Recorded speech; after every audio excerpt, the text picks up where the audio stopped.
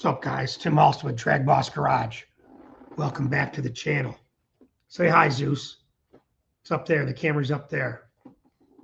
But guys, this is one of those things where I just said, you know what? I'm just going to start doing some live episodes. You know, I haven't done any live chats in a long time. I did one a couple months ago, and it was like, I said, I'll do it for an hour. Next thing I know, it was like an hour and a half, and I could have kept going. So hopefully this internet sticks up and works. I've had some problems with it. I just reconfigured it. You guys probably don't care about that kind of thing, but I had it in a bridge mode to try to get these Eero mesh network, whatever. Wasn't working too well, but anyways, I see 5 people here already. So let me get rid of that ticker tape. There it is. So let's see how we can find out who's here. I did put Ramon Tubbs. Good to see you, my friend. I did put a post on Facebook also, just to see what happens. I mean, I figured, what the hell, you know? Chris, good day, mate. It's good to see you. Terry, nice to see you too. I do enjoy your channel. I like to watch you port that old iron. Takes a lot. So thanks for doing that. But I said, you know what? I haven't kind of updated people in a while. Give recognition to people that deserve it. So what do you want? A treat? Is that what you're looking for? Huh? Harry, it's good to see you. Come here. There. Or he'll want to bug me. He wants to, he's not a camera dog, but he likes attention. So you can see him back there. But anyway, so I wanted to give some updates and kind of tell you where we're at and what's going on with DragBoss Garage. I kind of label this chat, it is what it is. Because you know what? Sometimes I get tired of hearing that. It is what it is. It is what it is. But in reality, it is what it is. I mean, there's a lot of things that are beyond your control that you can't do anything about. And what do? You either get worried about them, you get anxious about them, or you don't worry about them. And that's how I try to look at things. You know, I feel that you're given a hand and your cards are there and your life goes down a path as long as you stay on the right path and the cards just get laid out. And that's how your cards get laid out. That's how your life goes. So I've kind of wanted to be a YouTuber for a while. You've seen that. I've seen this channel grow. It's almost 30,000 people. And my buddy, Darren Morgan, you guys know. Nigel, it's good to see you. Good day. And Darren and I had been on, he's been on a lot of guest episodes where we start chatting for hours and 3 hours. And we get along, and I've learned so much from Darren for airflow dynamics. And I try to give that back to you. Now, he decided to join my channel, so we're probably going to rename it.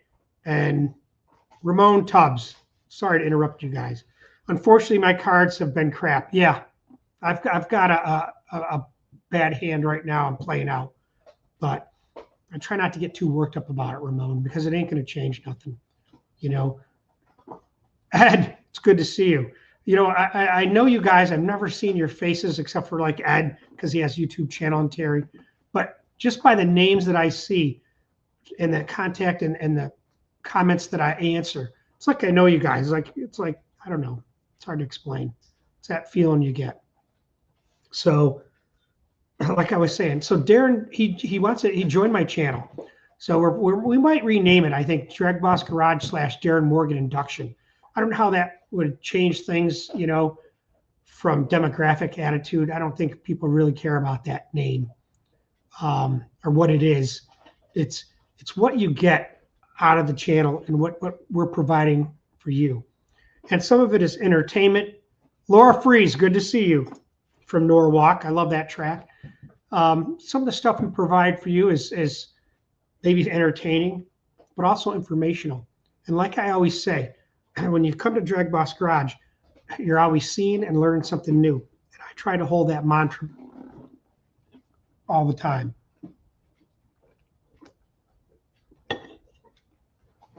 I'll put some comments up here in a little bit. But yeah, so that's a deal. Darren and I joined forces. We have a membership. Some of you guys are in it. It's $14.99 a month. That's up to you. You know, it's not going to be some, unless you're a real motorhead and gearhead and you really want to learn cylinder heads and airflow dynamics. At this point, that's what you're going to get. Lectures from Darren. We had a live chat on Sunday. It was 3 hours and 22 minutes. It's crazy.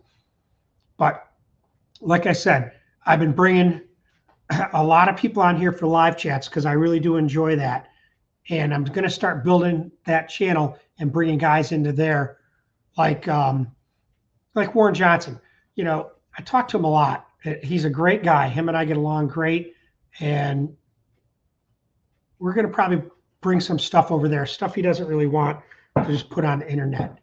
But with that said, everyone's welcome to go there. I do take some of those videos and move them over to this side. Some of those guys get kind of not hung up, but they're paying to have those videos exclusively, and that's fine. But we're going to share some of that information with you guys because I think it's important. You know, like I say, the more you know, the more you know. So I also want to say hi to Izzy and Elena. I appreciate you giving me the time here. You know, it's 10/22/25, and that's a date that'll go down in history. But let me give some shout outs and we'll get back to the program. So Terry, like I said, he's here. He's talking to Ed. There's a lot of probably sideline motions. There's 37 people here. Laura Fries, I forgot, excuse me, you live in Norwalk. It's only a stone throws away. Let's see. Jeffrey Layfield.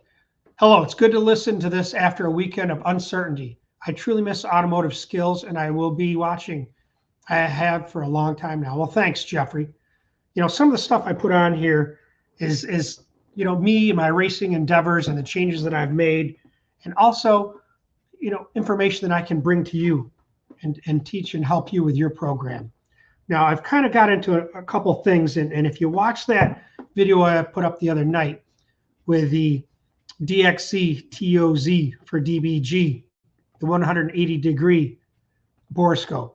I mean, that thing is amazing in quality and the picture that you get. And I've been getting a lot of information and a lot of offers from companies to make some review on products. And I've started to do it. You know, if you guys don't want to watch a video, don't watch it. You know, don't hold that against me. But I got to grow this channel. And if advertisers want to work with me and doing a product, hey, I'm ready to do it. I think it's good to show you things in real time. Hey, this works. This is a good product, or no, don't buy this. You know, if I don't think it's good, I'm not going to do it. For example, I have a video I just finished up on this right here. This is the Seas 2. I'm telling you, this company sent me this. I've already used it, made a video. You know, it's awesome. I went racing and I had a blowout on the way to the track, like 10 miles from there. Had it changed in 5 minutes and went and raced. You know, those trailer tires you saw on some of the stuff was 20 years old. So I got hooked up with a guy on Marketplace who's actually a subscriber, Jake, from Weingartner Sales, and that's in the video. He hooked me up with some tires and rims. Great guy. So if you're in Ohio and you want some tires and rims for your trailer or for your truck or takeoff stuff, that's the thing you want to do. Settle. Huh? So, I don't know. Put the comments, guys. What do you think about that, Tim, reviewing some products? Tim, it's good to see you. Every day is a great day, Tim. And you know what? I'll bring that up. Like I said, it is what it is. But you know what? If you can get out of the damn bed and you can breathe and you're not on oxygen, hopefully you're not, and you're not in the hospital and you don't have a broken leg or some other malady, it's a good day. You know, you got to give thanks for that. And that's one thing I do. You know, since I became sober, I give thanks twice a day on my knees for the blessings that God's given me. So I'm grateful for that. Mario Leono, nice to see you. You're from Argentina, if I'm not mistaken. 6-cylinder man. He sent me some videos and stuff, and I really need to get back making videos. I have so much material. So I'm going to be working on a lot more videos. You'll see a lot more stuff coming your way. Ray Edwards. Good day, Tim. Good day to you, Ray. It's good to see you. That's my poor Australian accent. Laura, yeah, that borescope is, it is. I'm telling you, man, for the price of it, it's a discount. I think it was like 98 or 100 and something dollars. But I mean, it's a one-time buy. You'll never regret buying that. I've used it already on multiple things. So yeah, thanks. Ramon says, go for it. That's what I think I'm going to do. I got to grow this channel. It's not about, it's nothing's free. If I can make some money doing this, and this was my retirement fund, that's what I plan on doing. I have another channel that's a PA channel on medicine, and I'm going to revive that and start working on that too. And I started doing Facebook. I mean, I got like almost 17,000 subscribers in like a month. I get more views there. I'm talking like 4 million views. It's crazy. And people just love this kind of stuff. I don't know if it's guys aren't doing this kind of thing. I see a lot out there, or it's how you do it. I don't know. Comment on that. Let's see who we got going down. Tim Miller. Hi, everyone. And Tim, well, hi to you too, brother. RPM Racing, baby. There you are. Good day, Steve. It's good to see you here. So he's one of my mates from down under. Guy's king. Comes to Cleveland's. Nuck and Futz. Yeah. Hit the like, people. Yeah, hit the like button. I mean, it doesn't cost anything to subscribe or hit the like button. I've kind of like gotten out of that thing where I can, come on, subscribe to my video. Make sure you like it. Whatever, man. If you're going to like it and subscribe, that's what you're going to do. It's not going to, it makes no difference to me. It doesn't cost anything to subscribe. I mean, some people subscribe and don't even go back. I don't know. Just depends on what, if it's something that interests you, you're going to keep track of it. So, yeah, thanks, man. I appreciate that, Nucking Futz. Harry, knowledge and information is power. Keep it going. That's right. And that's what we're going to do. I'm going to bring you more. I have so many guys that want to do live chats. I've kind of like, what's the word? Not slowed down or put them on the back burner, but you know what? I get obsessed with them, especially this Cougar. I got that 920 in my brain, and I've been trying to get that, and I've had some issues, and I put that new carburetor, the twin blade, which is awesome, without a doubt. But I didn't see the instant results that I thought I would. I think there's other factors that may be involved with that. Maybe some, transmission or converter issues. Maybe it just doesn't need that carburetor. I don't know. But there's a couple more hits, maybe Friday and Saturday at DragBoss 42. I took the carb off and I looked down through the intake, and I can see a little bit of staining of the intake, like the fuel's not like it was with the Pro Systems or the regular Holley 4150. But I only have a couple runs on it, so it's hard to judge that. And I'll just give you an idea where the runs were. So I went there on the 15th, and the first pass out was 5:40 p.m. And it was a little warmer. It was probably 65 there. The air was probably more like 1,300 feet. And that right there was a 128.60 foot, 592 in the eighth, a 114, 938 at 140. And that's about where I've been as far as average. I have a best of 932. It got colder at night, 734. Someone told me it was 850 feet. I believe that. It was pretty chilly. And that had a 126.60 foot, 593 in the eighth, and a 114.47 with a 939 and a 140. Well, go for the change. So it was right on the money, but no big changes. So that's telling me something else is going on. It may even need a couple degrees of timing with that. It's been locked at 32 for years, since November of 2021 when I dynoed that thing. So I've never messed with it or changed it. Ramon, I just quit smoking after 40 years. Well, congratulations, man. I'll tell you, and no offense to you guys that smoke, because I could care less. Smoke your brains out, drink your brains out. I just choose not to do that. It doesn't work for me. And that is a tough thing, but smoking affects every organ in your body. So good luck to you on that. You don't need that. You'll find something else to replace it. It's called hot rodding in DragBoss Garage. Enough. What? You got to have another treat? You want this? Huh? Here. He just wants attention, and I've been busy out here in the garage, so I haven't had a lot of attention with him. Exactly. Outstanding, man. Thank you, my friend.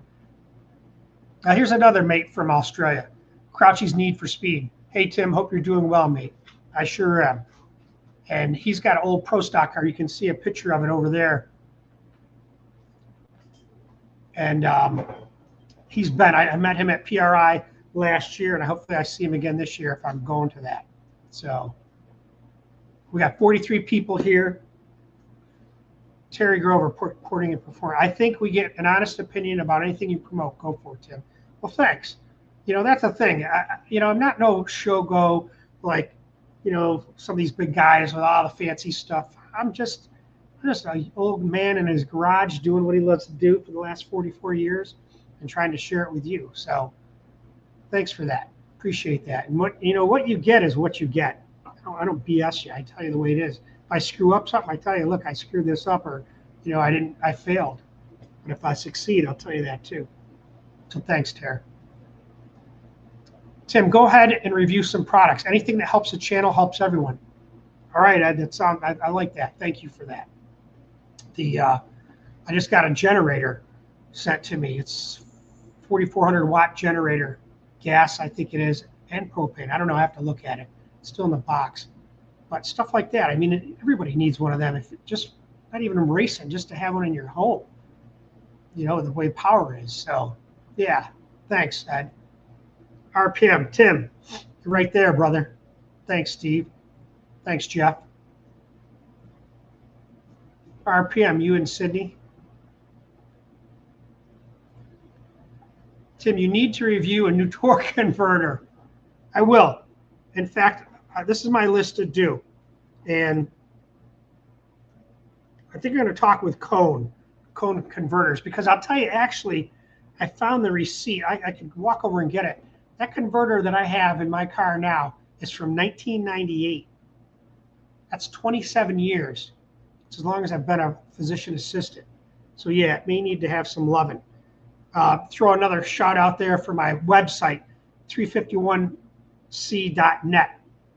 I try to post my videos over there also, but I haven't done a lot with that as far as growing it. It's a cumbersome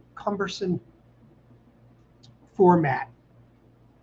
It's kind of difficult to navigate through, and I'm trying to figure all that out. So thanks. But I want to give some shout outs there. A guy named Crazy Legs, he donates like $10 every month to that site. Another guy named Rocco Palante, he's been donating some money. I've been helping him with his car. So you might want to check that site out. Harry, Tim, your delivery is simple and relatable. Hey, thank you, my friend. I appreciate that. Because I ain't nothing, I'm just a simple man in a complicated world, pretty much like you guys are. Tim Miller, I watched him because I grew up on 8th Mile as a kid, and my older brother raced in Lawrence, Kansas City. I was 16, crashed my 69 Barracuda. Mom and Dad said, you're driving crazy. It was fun as a kid to see big names. Yeah, I could dig what you're saying, Tim. I mean, I started racing my Cougar in 1981. That's when I got it, 16, and started building a Cleveland Fort with my dad. I still have all the pictures. I'm going to make a video on that. My dad was the kind of guy that he only went to 6th grade, but he was in 3 world wars. I mean, that guy didn't play. And he taught me a ton of stuff. He could do anything. I mean, my dad would throw on climbers and climb 50 feet in the air and cut a tree down limb by limb. Pull a Briggs and Stratton apart and fix it because he had some problems with it. Build a cabinet or wood or shelves or something. I mean, he's just an amazing man. So RIP, Dave Halstead. 30 days so far, you got it, brother. You know how I stopped drinking? I'll tell you how I did it. And you can do the same thing with smoking probably. Surrender to win. We think about surrendering. I want to beat this. I'm going to win. That's not how it works with an addiction. An addiction is something you have to face and accept. Just like me drinking. I learned I had a problem, and I accepted it. And I tried to stop and beat this and win, and it wasn't successful. Then I learned if I just surrendered, that's what I need to do. Give up. I can't fight that. It's too strong. But if you give up and surrender, you win. And those are key words. Think about that. It kind of sounds contradictory being surrender and win, because that's not how we think wars are. But that's how it is. I'm not playing right now. I got to keep working. Jeffrey says, sitting in the hospital over the weekend, looking at Pintos on Marketplace, watching your videos. I'm not giving up. I want to build one eventually. I hear you, Jeff. I appreciate you sitting in the hospital bed watching DragBoss Garage. Thank you for that. Hopefully I can keep you entertained. Back here, and I'm going to tell you, down. Thank you. We're not playing now, man. It's my turn. So yeah, I appreciate that. And I've seen some pretty bad Pintos out there for sale, you know, in the range from 17 to 22,000 that are all ready to rock. So they're out there. Tim from Optimum Performance. Tim, I think it's your draw. I think that's your draw, Tim. Just honest discussion. No BSing, not overproduced, no extended intros, just content. Makes you watchable. Well, thank you, Tim. I appreciate that. You know, he was in the Camshaft Challenge with Eric Weingartner and did pretty well with that. So check out him. He sells a lot of stuff for Mustangs if you're into that. I guess they're called late models now. Tim, you need a new torque converter. I would let that boss be, but you know what? You're damn right. I bet you I get a converter. It'll make a difference, because I was talking with this mate, and he was telling me when he was looking at my numbers, the way it, and even on one of the subscribers said, the way that thing goes up and when it comes back down, it's I need something better. We won't get into it now because that's a whole different discussion. Kind of want to give you guys your recognition.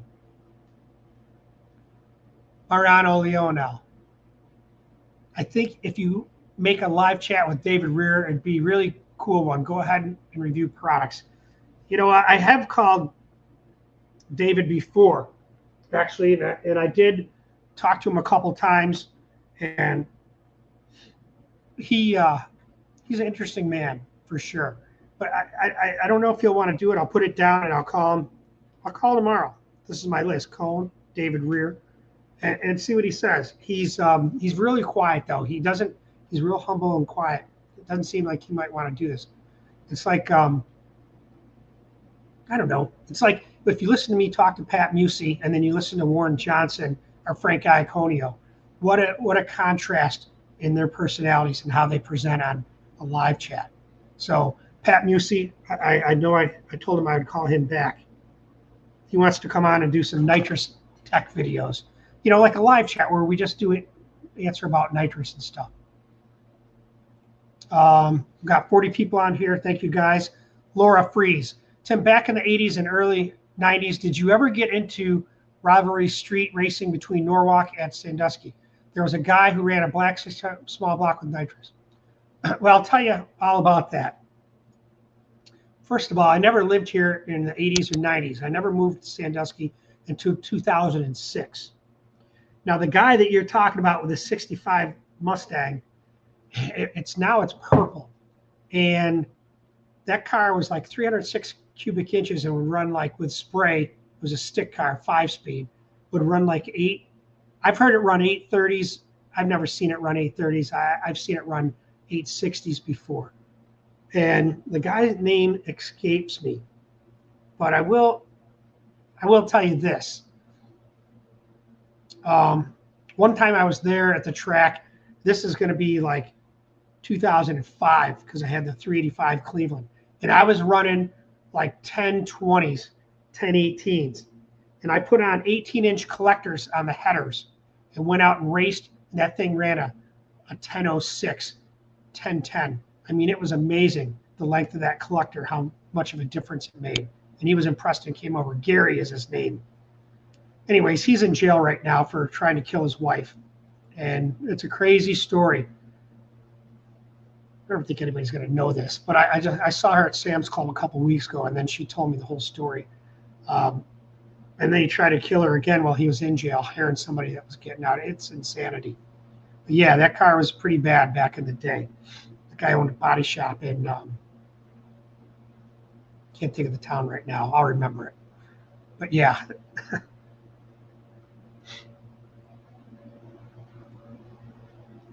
Let me just mention one thing. As far as street racing back in the day, I did do some street racing.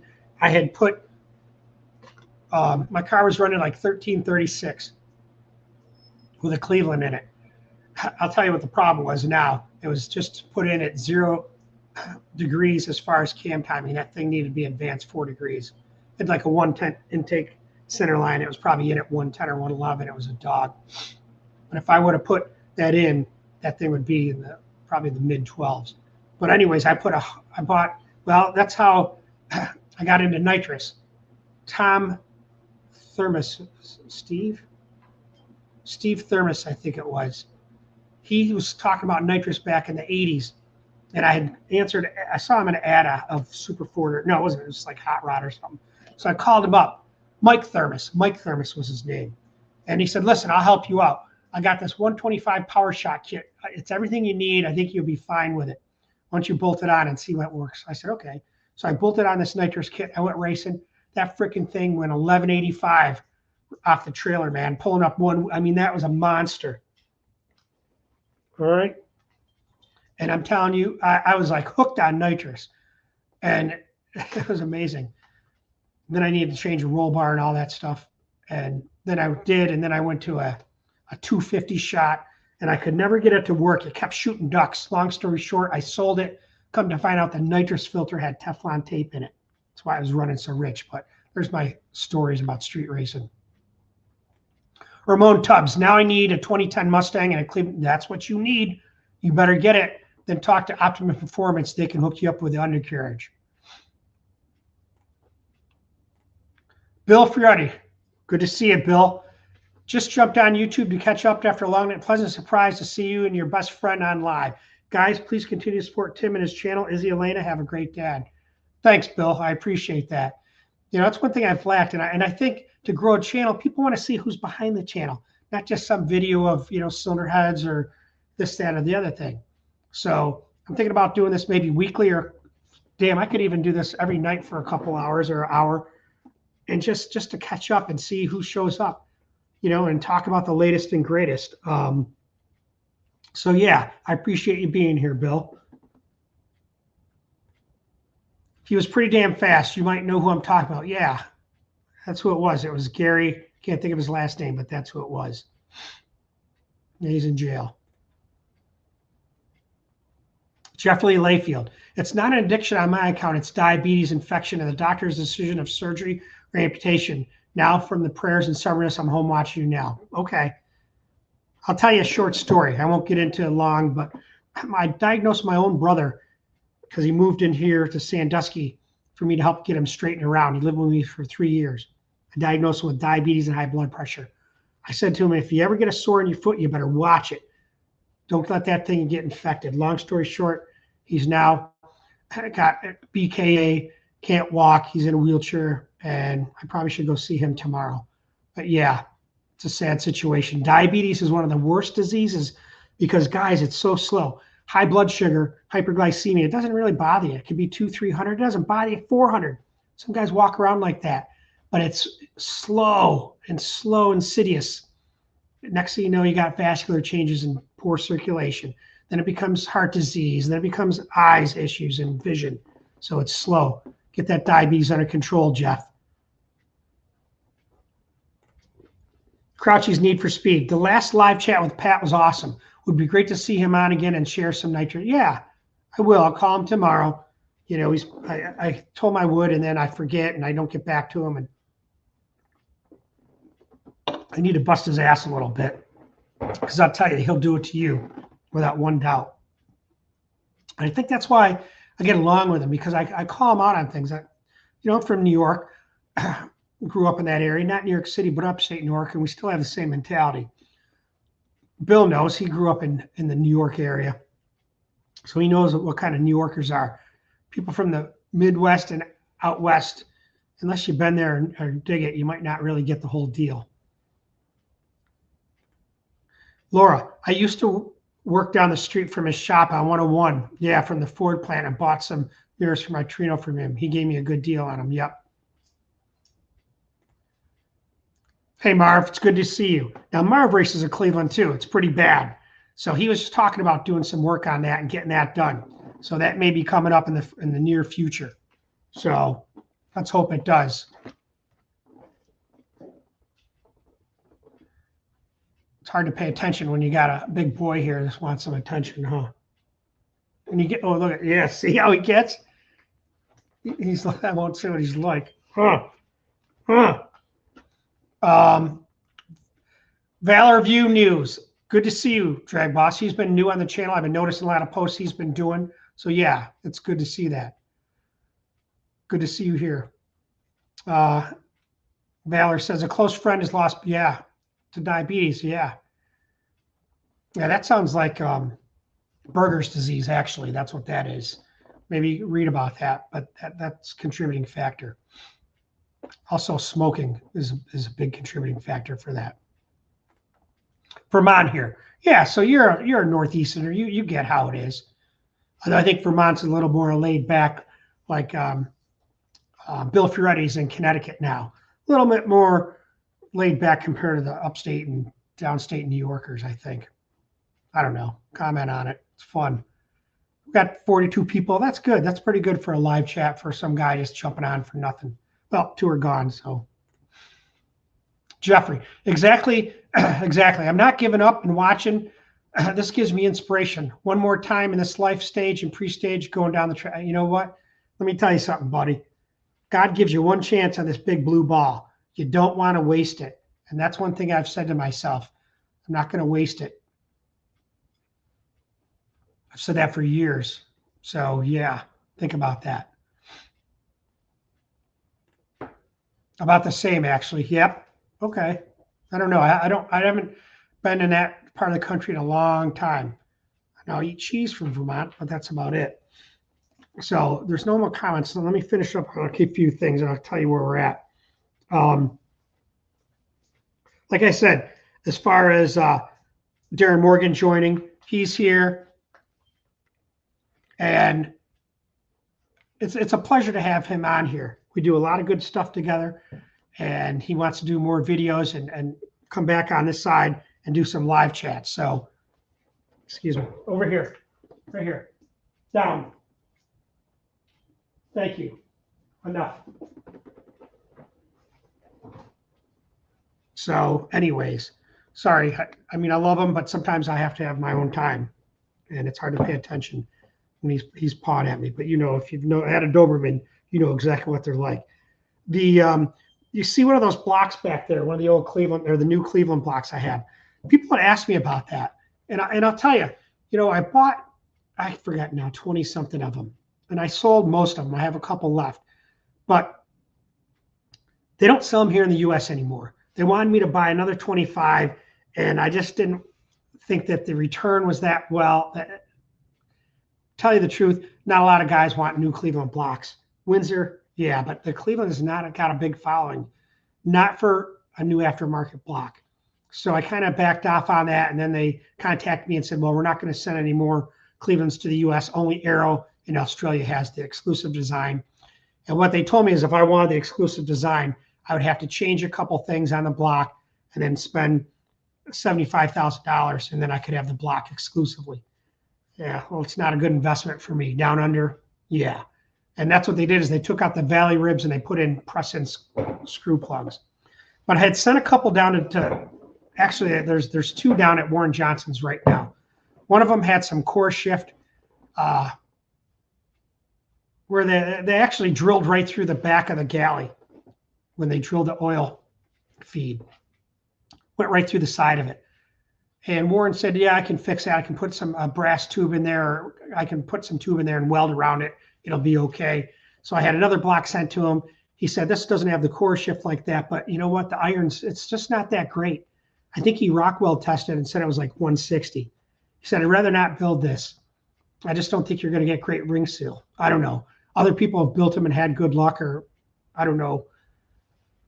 In the US, Australia, a lot of good luck, supposedly. A couple that I've sold to have one guy called me up, Patrick.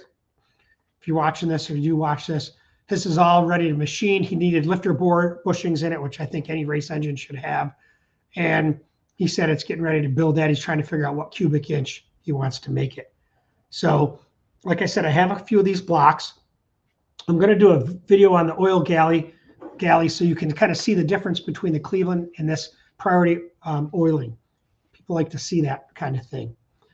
But my old buddy Bob Beach, if you've seen some of the videos that I've been in with him, in fact, the 409 Cleveland, after the oil pump pickup broke, I brought it there and we went through the engine and he fixed that thing up with me. And great guy. He's 83 now.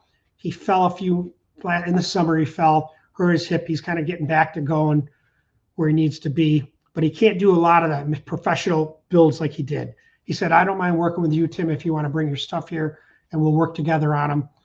You know, he built my best motors were built by him. And the thing is, he likes me to come down there. It's in New Albany, Ohio. It's about 2 hours away, and spend the day with him. And his wife comes out, and we shoot the house.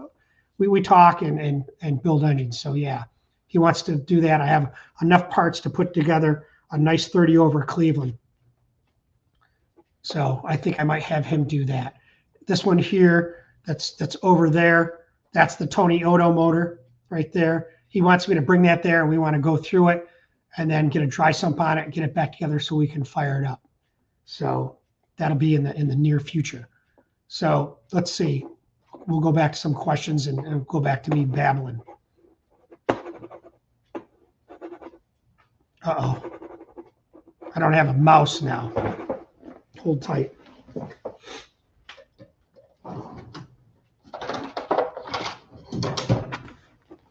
I think sometimes batteries die on these things and then you lose it.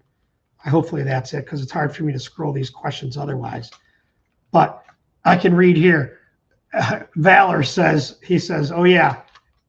He said, Vermont Cabot is seriously sharp cheddar. And it surely is. There's no doubt about that. And we got some issues. Come on, mouse.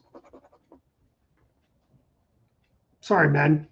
One of those things I don't know what to do. So we're just going to keep going. And this could be oh, there it is. Now we got something. See how you have to deal with stuff? It's one of the things you just got to dig. But yeah, I do like their cheddar. So thanks for saying that. Yeah, so he's building a Cleveland. He's been on the page, asked a bunch of questions. So if you feel free to answer, and that's the thing, when you're on my channel, some guys know stuff better than I do. And I have no problem with you answering stuff and giving your opinion. If I think it's wrong or I think there might be an issue, I might say something. But other than that, man, kudos, because I think that's good. That's how you network. That's how you do things so that everybody has a chance to say what they want, and it might help others in their builds. It's going into 72 Gran Torino. So Torinos are a big car, one of my favorite cars. Just got to watch out with those because you got to remember they're heavy. They're not no lightweight.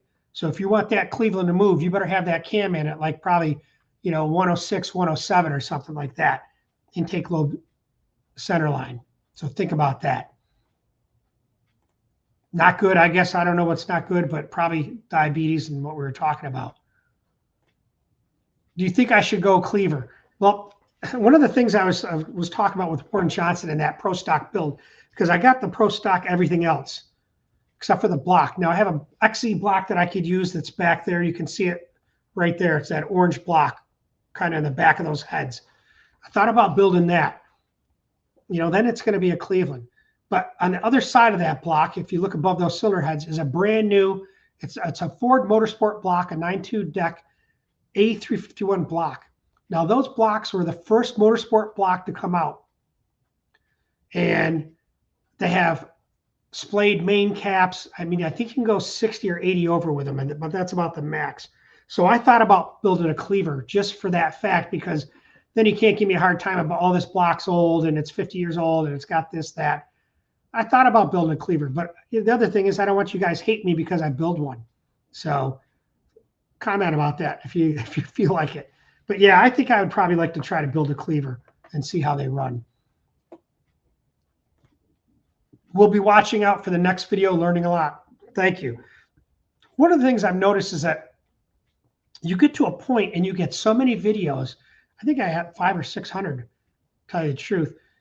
And when you go way, way back to the first ones, you'll see a lot of more tech stuff and a lot of things that I haven't even brought back out. What I've been doing with Facebook is going back in there and clipping sections of it and then post it on Facebook, things that I haven't had in a long time, or shorts that I've had on YouTube, put it on Facebook to kind of grow the channel. So where are you from? Alabama, bro. There it is, down south. So appreciate it. Definitely listen to the old guys. You're right, Marv.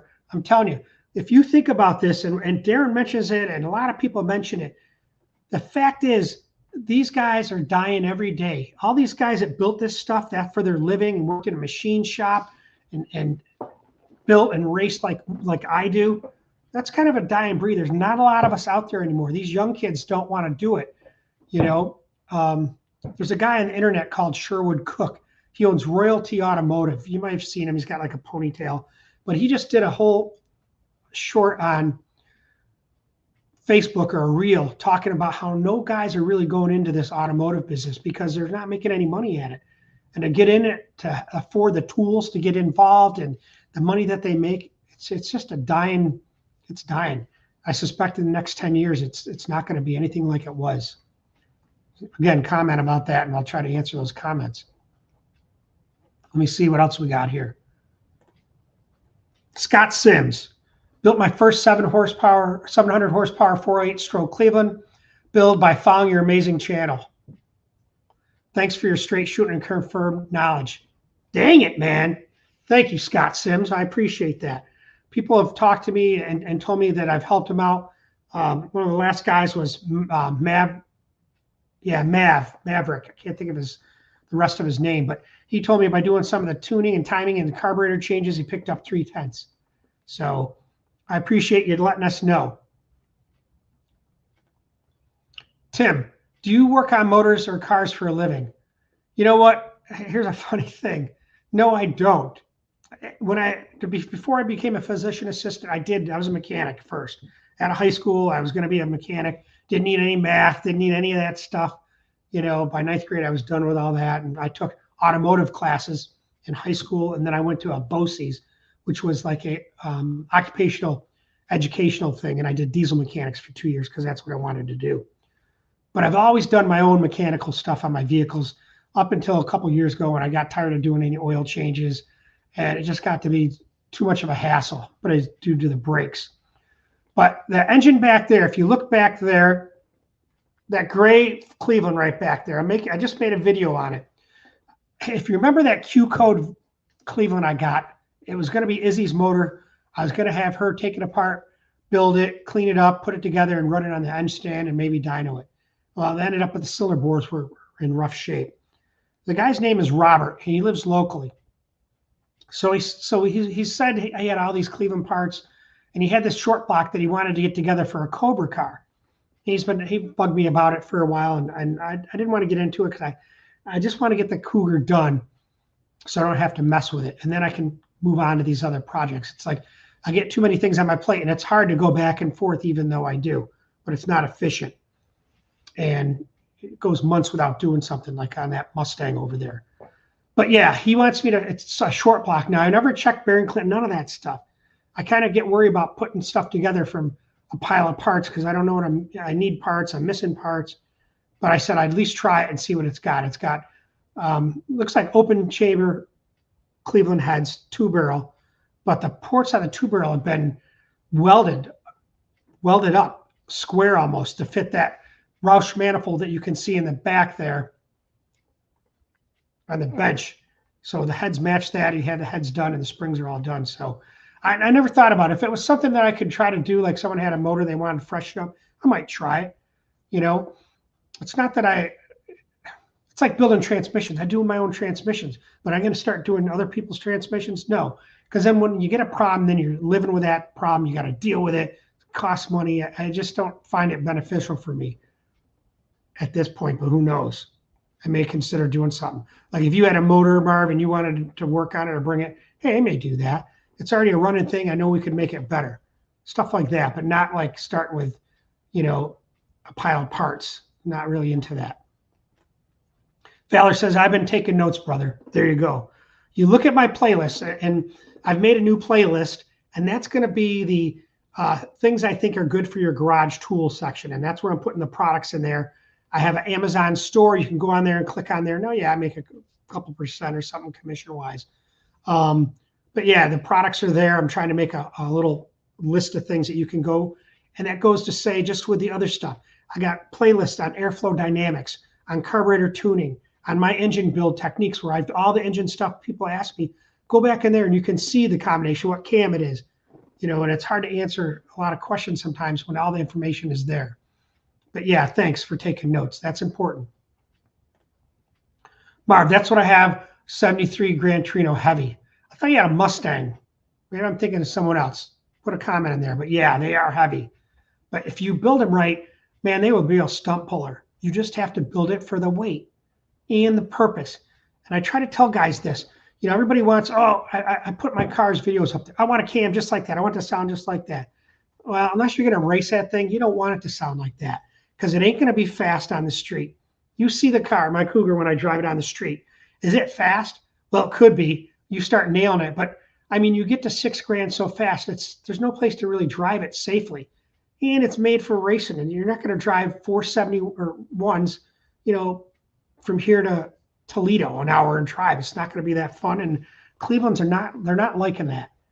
So I drive it around town and it's fun and that kind of thing. But build it for what you want. Build it for the application. You know, you're building a street car. You want a cam in the 220, 225 to 230 range and duration at 050, not 260. It's not, it won't be a good idea. Especially if you have compression at 10 to 1. I'll buy the block. What block? One of these? You know, I told somebody, I said, if you want it, $2 grand, come and get it. You know, I want to keep a couple, but I don't need 10 million blocks. I kind of want to concentrate on the blocks that I have, the stock stuff, and work with those. You know, I have that engine it's at BS right now, that 427 aluminum Cleveland. I want to make 850 horse. And it's done as far as all the top end's done. The machine work is pretty much all done. Actually, Tony's waiting for some money, and I got to pay him some money to get it finished. And it's a matter of me getting my ass down there and giving him some money and picking, you know, it was this idea. I made a video where I have all these parts, and Darren and I were going to go through the cylinder heads and do work on them and get them all ready. And with the volume they have at that place, it ain't going to happen. It just isn't. They're too damn busy. And I just need to get the parts out of there. It's been a couple of years. But Tony's cool with it, or he'd been calling my ass up. But now that I work with APD, you know, they have a beautiful valve machine. I mean, we're talking top of the art. Do I know how to use it? No, but can I be taught and learn how to use it? Yeah. Do they have a head flow machine, you know, a flow bench? Yeah. Was John said I could use it? Yeah. They have a dyno? Yeah. You know, so I have the tools available. That place is pretty close, so I need to just get organized. So yeah, that's the deal with those blocks. In garage, working on Higgins head and cleaver right now, Iron Eagle 9.5. Now I'll tell you, Luke Staley, you got a bad combination right there. That's 1,000 horsepower with the right combination. Those heads out of the box can make like 900. Good down, boy. Good boy. Can make 900 easy. My buddy Frank Marquise in Australia. Okay. Just was showing one, you know, run-of-the-mill cleaver, I should say. And that thing, I think it's more though, like 450 a cubic inch, but I don't know for a fact. But that was making like 916. So you got a good setup right there. I talked to Higgins before. I'll put him down again, because I have those secret A3 heads for that aluminum 427, and I haven't said I definitely want to put them on that aluminum block. I mean, I would like to set of Higgins heads and everything, but he didn't really want to do any work or do any sponsorship, so I just kind of backed off. But yeah, good foundation right there, my friend. Scott Sims built the Cleveland for my 72 Torino. Now it's going a 65 Falcon. Very nice. I will tell you this though, it's tough to build an engine, put an engine down in a 65 Falcon. It's those shock towers are a bear, man. Good luck with the headers, and hopefully you can do well with that. Good luck. Might comment on here what you got for headers for that. My Trino was a big block car, weighed 4,100 pounds with me in it. Takes a lot of torque to get that moving. Man, that is a fact. There's no doubt about that. You know, and that's why you need a cam that's going to make some torque in a street car, not something that's going to, you know, want to leave it like $4,000 and be a drag car. And a stick will definitely help you. I don't know. Do you have a stick, Laura? Terry Grover says, hey, Tim, when it comes to heavy vehicle, my Cleveland is a 460 big block. There you go. Basically, just a big brother, you know, a grown-up Cleveland. Pretty much the same system all around. And my dream is to build a 600 cubic inch big block. I would really love to have that. And I always wanted to put it in that 40 Ford Coupe. If you saw some pictures, I only put it on Facebook on this story thing that they have. But I have a 40 Ford Coupe. I haven't touched it since 2005. You know, I have an aftermarket frame. I just talked to the guy that's got it in his garage hanging on the wall. I bought the tires back then. I bought the suspension, the shocks, the brakes, you know, and I was going to do the body work myself. And I still may do it. I don't know. But what I need is a bigger garage. So I think we all need that. Mine was a 60 over 460. There you go. Definitely good power from that baby. Valor, I'm working on opening a tech school for people who struggle with public school education. You know what? That's a great thing. And just like that guy at Sherwood Cook I was telling you about, and what I replied with on what I grew up on, in my school, they had industrial arts. They don't have that around here, man. Those are pretty much gone. They have like a tech school up the street from me. I don't really know that much about it. It's called EHOVI. But yeah, learning places. I mean, not everybody wants to go to college and be, you know, a doctor, a lawyer, or attorney. So a lot of guys don't have that drive and they don't have that brain power. They don't want to do that. So those things were great, vocational schools. They had auto mechanics, body, woodworking, carpentry, all that kind of stuff. So yeah, I'd love to do an interview down there, Baylor, and do a live chat with those guys. But that's a good thing. Good luck with that endeavor. Jeffrey says, what Bob done cutting the intake runners and rewelding them and adjusting them straight into the heads in the combustion chamber with canted valves is nice. Well, yeah, I mean, that's how I kind of got this channel going, is the fact that I bought a set of Bob Glidden's heads and intake, tunnel ram intake, at least that's what I was told, and I started redoing research, and I found in the old Peterson films when they did an interview, and I can post some pics of that, of the Cleveland combustion chamber that Bob had welded up, that was inside the oven, heating them up so he could weld them. And Rusty had told me this, and he made those modern day, it's like, I think it's called cartoid shaped combustion chambers that you see now in modern day heads. So yeah, and that brings up another fact. I was just talking to Rusty the other day. He wants to come on, and he said he would like to do like a weekly type live chat. He was thinking about starting his own channel, and he's been racing that Ford Thunderbird, and he said he would like to do some live chats with me. So if you guys are into that, let me know. It'd be fun to have him on for, you know, half hour. He loves to talk about racing. He'd love to get back into that. Crouchy's Need for Speed. Any chance you could persuade WJ to show an assembly of a motor? Imagine being able to see and learn something from one of the greatest of all time. You know, that's the thing about Warren. You know, he owes me an interview. And if you watch this WJ, I just call him Johnson. But I wanted him to do the DRC block, the development of that, which took 90 days.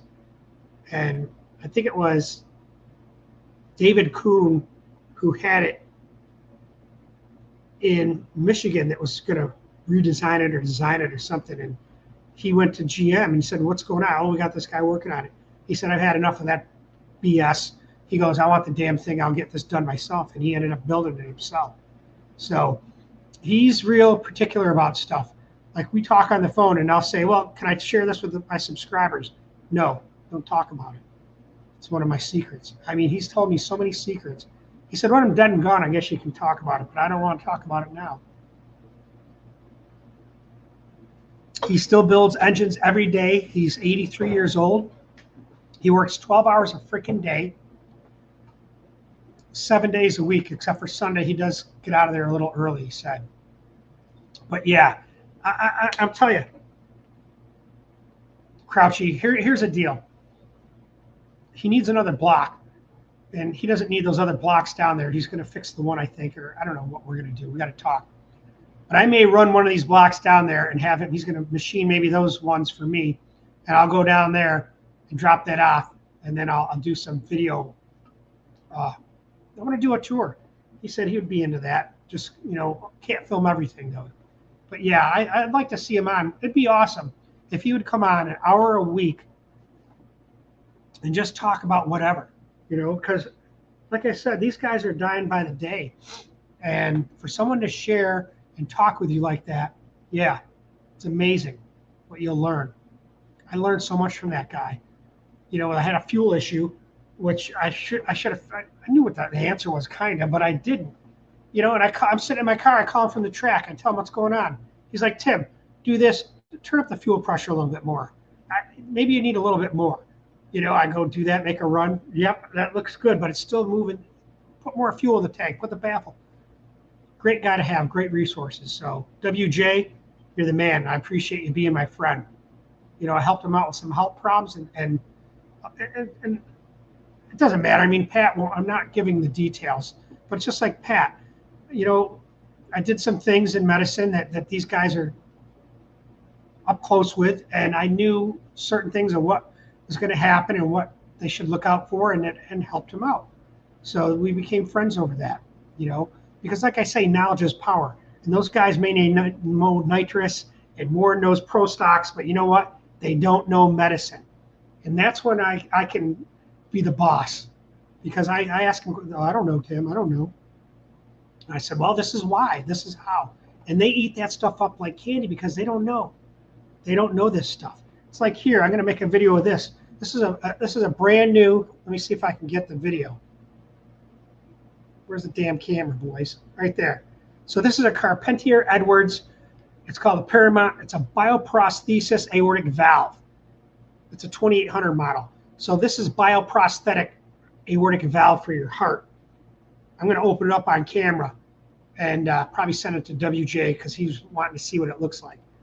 But stuff like that just interests me, you know, just talking about that. I did it for 13 years, and I love talking about that. That's why I want that other PA channel, the other YouTube channel, to start moving. I'm going to start putting videos on there and stuff with pictures of stuff I can teach you on there. Not that you guys want that, but, you know, there's a lot of PAs that are like Valor said about these vocational schools. They're turning out nurse practitioners and PAs like this.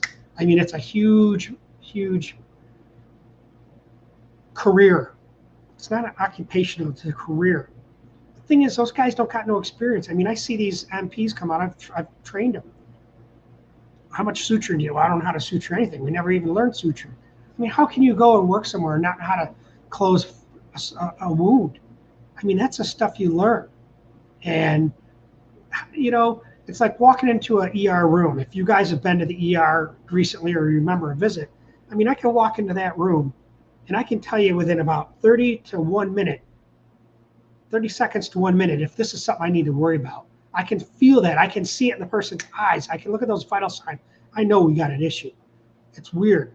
And so that takes experience, man. It takes years to get that where you feel comfortable doing that. And I see these guys coming out, you know, with 1 or 2 years experience, even 10 years.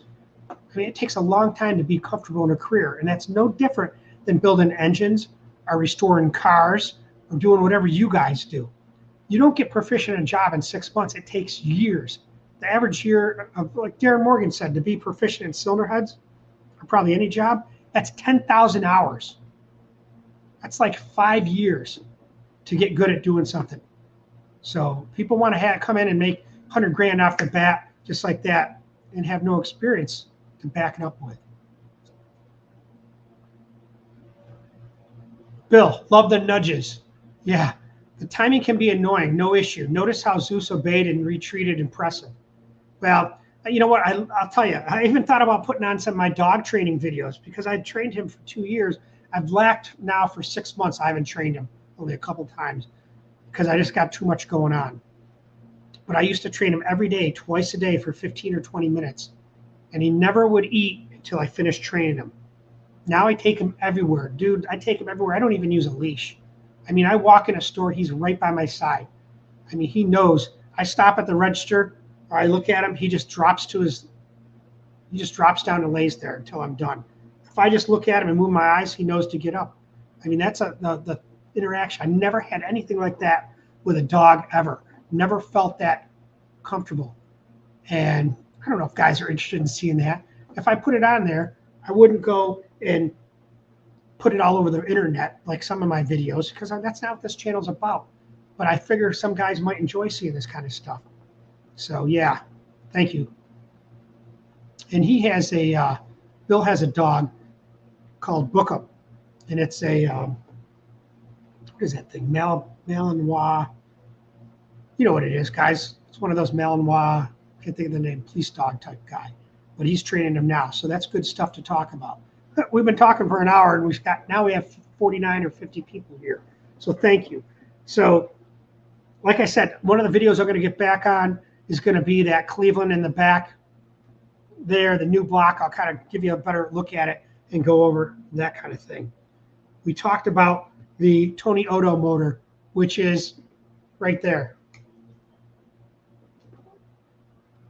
Now, I will tell you this, it's kind of interesting. Tony Odo died a few years ago, and his son, Tony Odo Jr., still runs the business.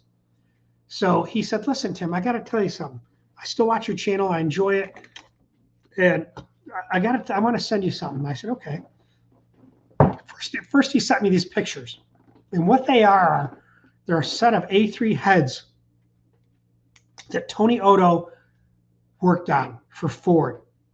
Now, the A3, if you know, that's the first motorsport head. Okay? So it went A3, B3, C3, C302, C302B, and then the Yates stuff, D3 after that. But anyways, so Ford asked him, hey, we want to progress with this cylinder head and make it better. What can you do? So what Tony Odo did was take a set of A3 heads, and he started epoxying them up and doing some work with them on the flow bench. And he developed the intake ports. And if I'm not mistaken, it was Ernie Elliott that developed the exhaust ports. And Tony Odo Jr. sent me the video, or excuse me, the pictures of his dad prototypes, cylinder heads.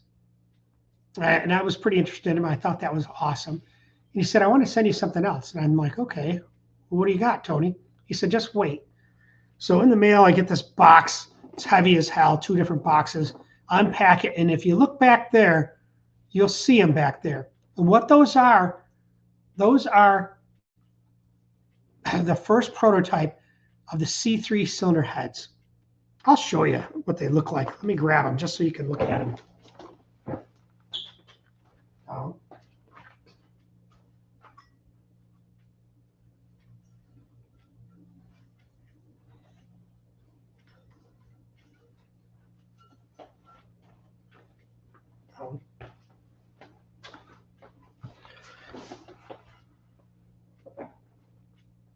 Now, let me put on my glasses and see if I can, so I can see what I'm looking at to be able to tell you. So these are a set of the A3 cylinder heads that he used. What he did is he first did epoxy, found out what he needed to do, and welded them, or excuse me, epoxied them out, flowed them. Yep, this is what we need. Then he took a set of A3 cylinder heads that were brand new, which are these, and he welded up everything. And if you look in the back there, you can see a set of A3 heads I'm comparing it to. You can see the port size difference for sure. These are the smaller stuff. This is like B3 stuff, C3.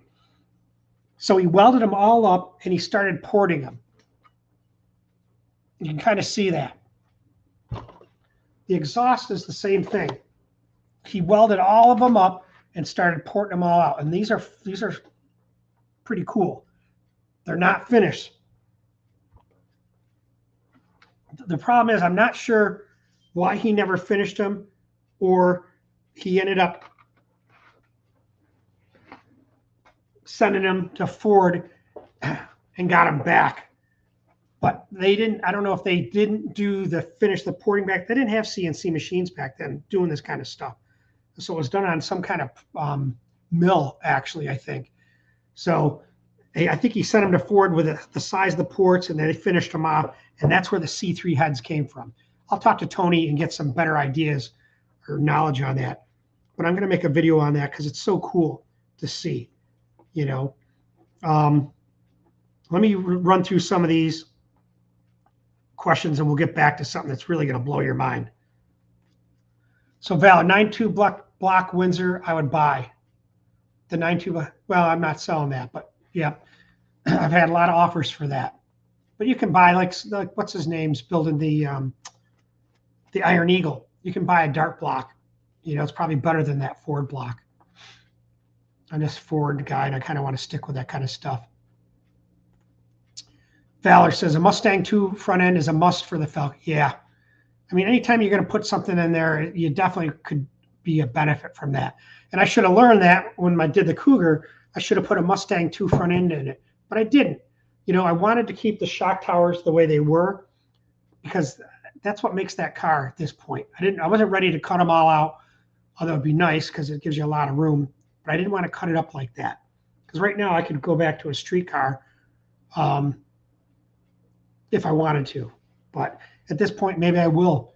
I'd like to do a tube front end rather than with struts set up rather than Mustang 2. That's in the future. Scott Sims, Tubular Performance made the custom headers for the Falcon that clears the shock towers. Yes, it's tight. Well, there you go, guys. Tubular Performance, if you need headers for that kind of thing. Yeah, I can tell you it's tight. You know, the headers for my car, which were custom, beautiful job. My buddy JP made them. They fit like a glove. So I do have a set of headers. I don't want to sell them yet, but I probably should just sell a set of heads, the headers, and the intake that you can put A3 heads in a Mustang, 69, 70, Mustang or Cougar, and bolt it right in with the headers already done.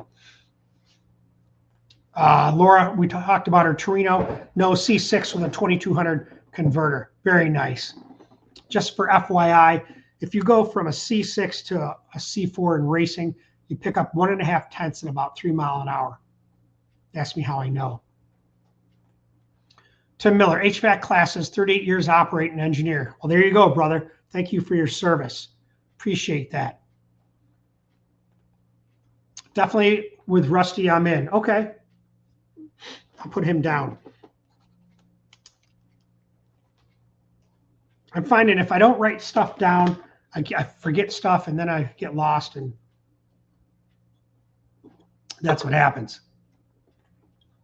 Valor, I had a teacher for welding and fabrication that worked individual to me to turn on that switch to get my comprehension skills.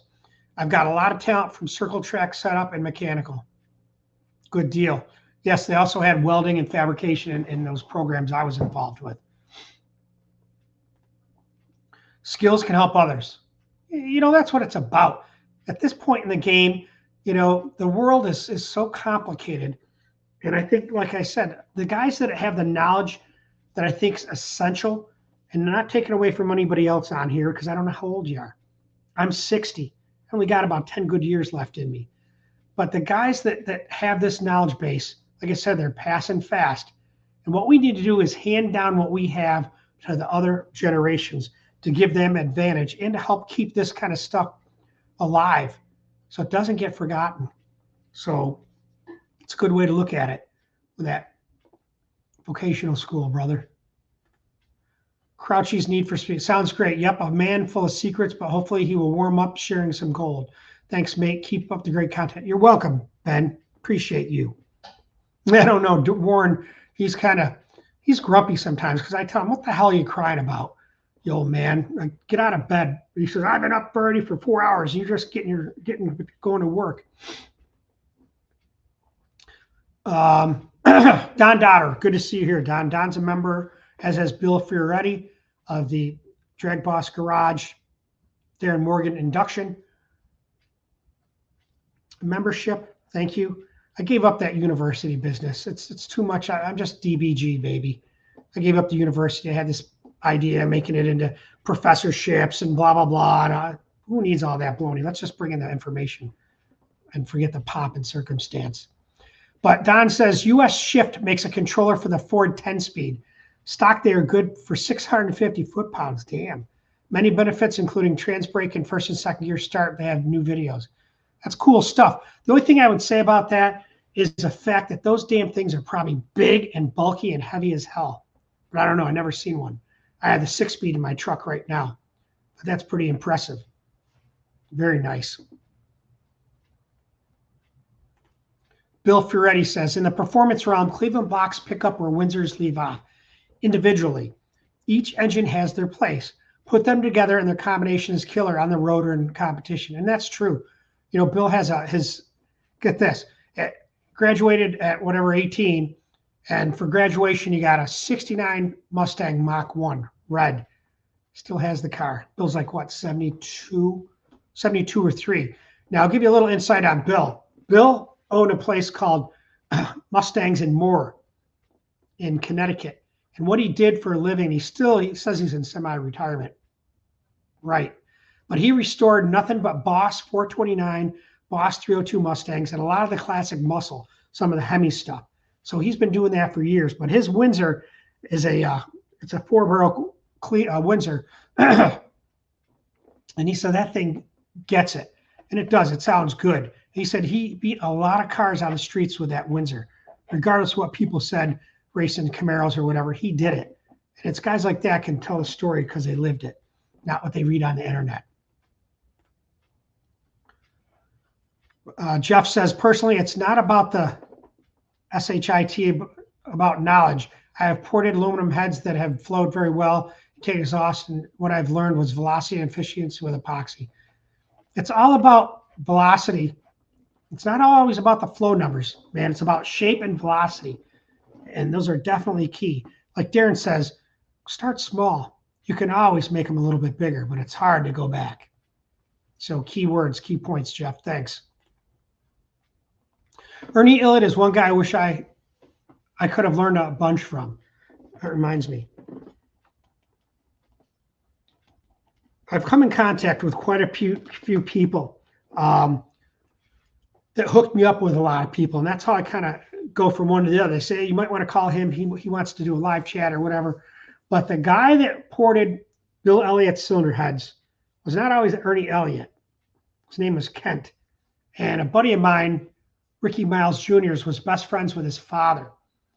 And so he is trying to hook me up with him. Another guy, his name escapes me right now, gave me his phone number. And I've called him once or twice, but never called him back. And then I get busy and I forget. But yeah, wouldn't it be cool to get Ernie Elliott and Bill on here for a live chat? Can you imagine that? I'm putting it down. See, by talking to you guys, it gives me time to reflect and remember things I didn't do and that I want to do. So yeah, that's nice. Watching Bill come to, yeah, Talladega horsepower, right?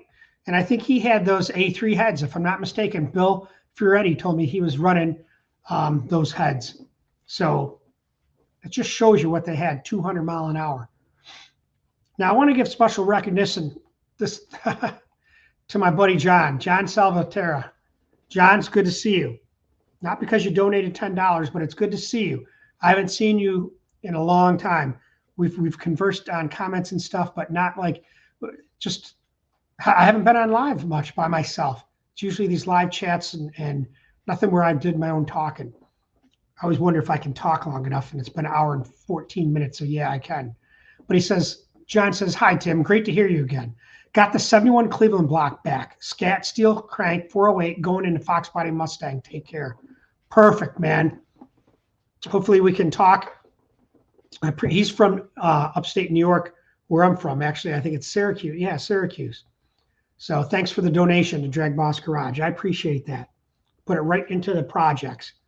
And I know his nephew had a Thunderbird at one time. So that Cleveland going in a Fox Body should be real fun. There's no doubt about that.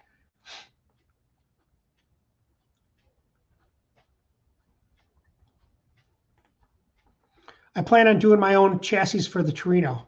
All right, man. Good luck. And how old are you? I asked when I mentioned it out there. Boom, 55. Okay.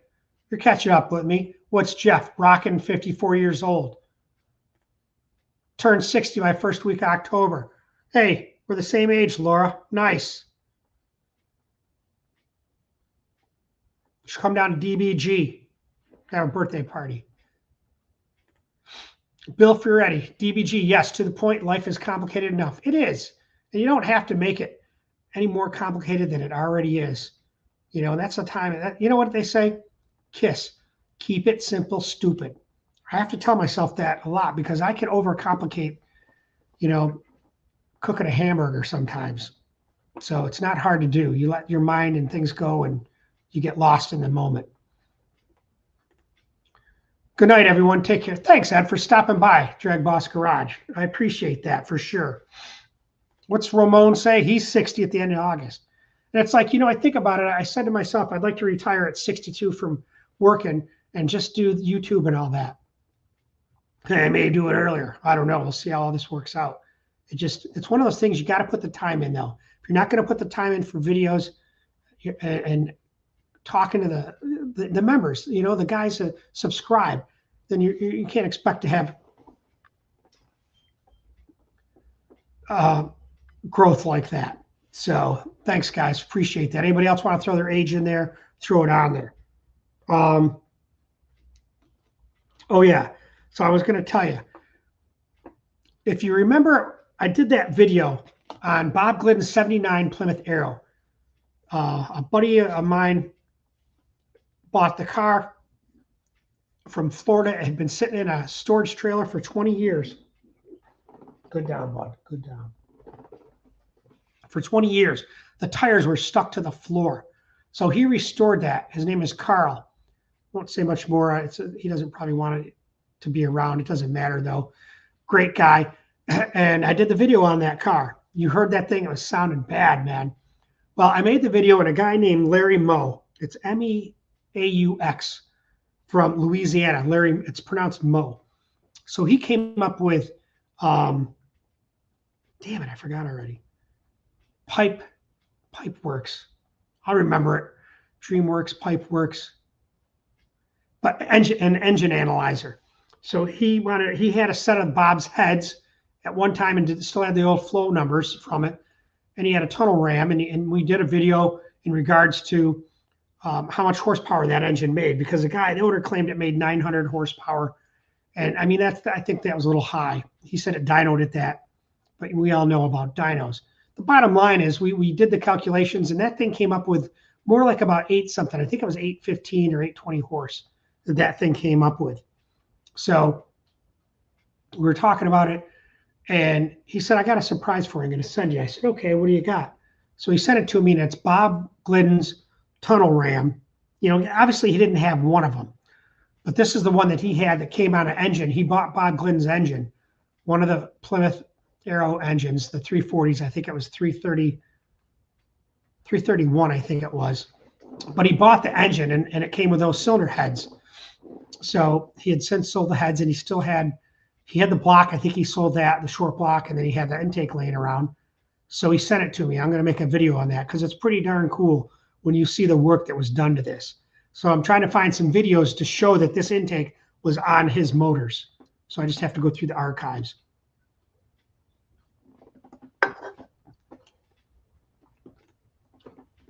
Terry says, good night, Ed.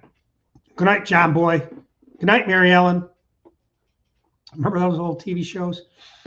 Anyways, so Jeff says, hey, I'm living 25 minutes from Talladega, short track and super speedway. I've learned a lot from Alabama gang, Allison's, the Bonnets, and drag racing, Big Daddy Don Gartlett's, Bill Grumpy Jenkins, and Jungle Jim. All heroes of mine. I loved them all, especially Davey Allison. I remember that guy, man, with that freaking, was it 28 Avalon? 28, I think it was. Beautiful car, man. That guy, R.I.P. Davey Allison. That was Davey Allison. And the guy that does a lot of that crazy stuff is that Stapleton 42. Now, he's got a big channel, but it's pretty cool to see some of the speed secrets that those guys have and what they did. I looked at using Godzilla and implemented the KISS system, distributor and carburetor. Yeah. You know, I was just talking to Brian Wolf the other day. He developed the 7.3 Godzilla engine. Great guy, man. I had him on for a live chat, and he's the one of the big proponents. And he brought back the 5.0, man, back in the 90s.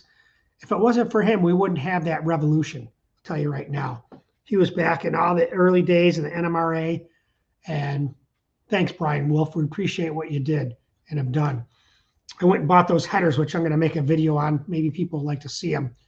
Those JR headers, junior headers. And where I got them from George Wright, who's a super stock racer, the stories he told me, he was only 10 miles away. So I was going to go up there and see him, but he wasn't around. So that'll be another good little dream. Hey, there you go, Don Dotter at 58 years old. You got a better memory than me sometimes. Pipe Max, an engine analyzer he made. Larry Moe, great guy. I'm telling you, a great guy. 58, I got you beat. Nice. John Salvatore, 76, but still turn wrenches, keeps me sane in a crazy world. I'm telling you. It's one thing I love to do. Come out here and turn on some music, or sometimes I'll turn on a video, like some of Darren stuff, and just listen, you know, and just feed it to me, like, you know, like food goes in and hopefully something sticks. But I always had a garage as a kid. You know, I'll show some videos when I show the engine, my first Cleveland that me and my dad built. And there was just an addition onto the back of the house, one bay. But the stuff that went down in there and the memories, and I still have some of the stuff from that, it brings back a lot. And I love sitting in the garage and tinkering with the Cougar or whatever, working on a project, you know, away from the kids sometimes and away from everybody. And other times I just want them out here and doing stuff, and it's just getting them here. They're girls, and they like to be out here sometimes. Other times they don't. They want to play their little video games. They want to be talking with their friends on TikTok and all this other electronic stuff. So I try not to force it. It'll come when the time's ready. You're right, Jeff. That was a Mopar W2 head, no doubt. Laura, I retired at 58, spent 29 years up and down the road in a semi. Now I'm raising my three. Wow. Over the road driver. Thank you for what you did. And for all you truckers out there. Ramon Tubbs is a trucker too, if I'm not mistaken. He drives. I mean, if it wasn't for those guys, our world would collapse, at least here in the U.S. I don't know about other places and how important trucking is, but I suspect it's the same degree. So thank you, Laura, for being Teamster. Davey was my driver. Yeah, Davey Allison. Yep. I may have said Bobby, but yeah, Davey, the man.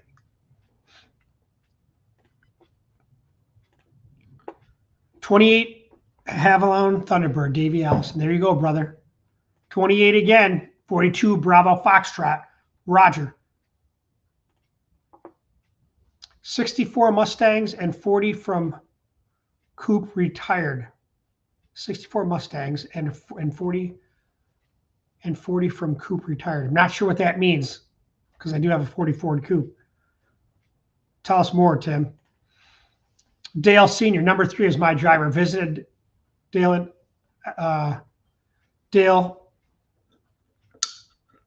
Earnhardt Industries. That's what it was. Yep. Yeah, I'd like to see that place. 42 Bravo Foxtrot, Roger, Roger. 57, Nice. It's 363 and a Fox body jam and a Tramic TKX to 1040s at 132. Very nice. You know, with it's Izzy's car. The Mustang's hers. I gave it to her. She's got more interest in it, and I was going to get a Tremec. First, I was going to use a top loader, and then just with all that and the age and all that, then I was going to do a Tremec, and then I hooked up with Leonard Long, and he's like, Tim, why are you going to do that? You know, if who knows, you might end up getting the 10-Os. He says, why bother putting yourself through that hassle? Get a G-Force, and I'll take care of you. So I got a G-Force, and he took care of me and his long shifter. So that's all ready to go in. Got the mounts all figured out for that. It's a matter of getting the clutch flywheel and pressure plate.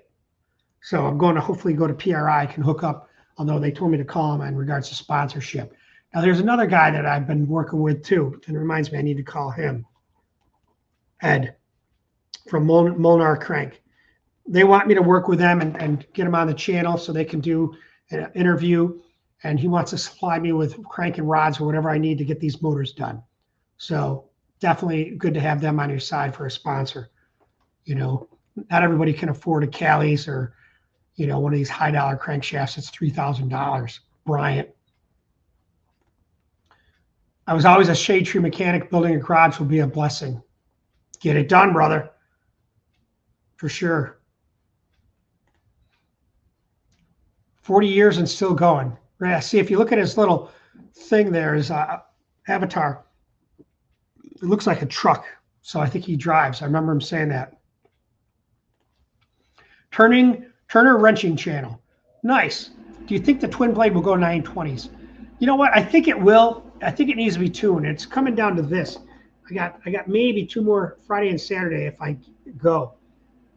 I'm thinking about putting, I'm going to talk to John first and see what he's got to say. It may need just a little bit more jet. May even need some more timing. But I thought about putting on my old Pro Systems that I know could get there and leaving it alone and just making the 2 runs with that and stopping at that point. I will say this. I noticed some oil leaking in the cylinders in number 1 and a little in number 2. And I see one of them, I used that scope and looked in, I saw the valve seal spring came off. Now whether that's, and I could see a little oil running down the valve stem. So that might be a little bit, maybe contaminating the oil. I don't really see it on the plugs in any of them but number 2 a little bit. I put a new plug in it, it seemed okay after I came back. But still a tiny bit, maybe a couple cc's of oil down in there. And I don't know if it's, when I looked through the intake runner with my scope, I don't know if it's sucking it up through the bottom of the intake gasket. I wouldn't think it would suck up that much oil. So I just don't want to go pulling the intake off and going through all that, because after the end of the season, I'll pull that engine and I'll take it apart. Those cylinder heads have not been touched in 6 years. Darren did them in 2019, 6 years ago. Haven't touched them since. I suspect they need to have a valve job or be evaluated by then. So yeah, I think that thing can go 920 with a twin blade. But I didn't see the big change that they thought. Mike Laws thought I may get a half out of it to 6/10.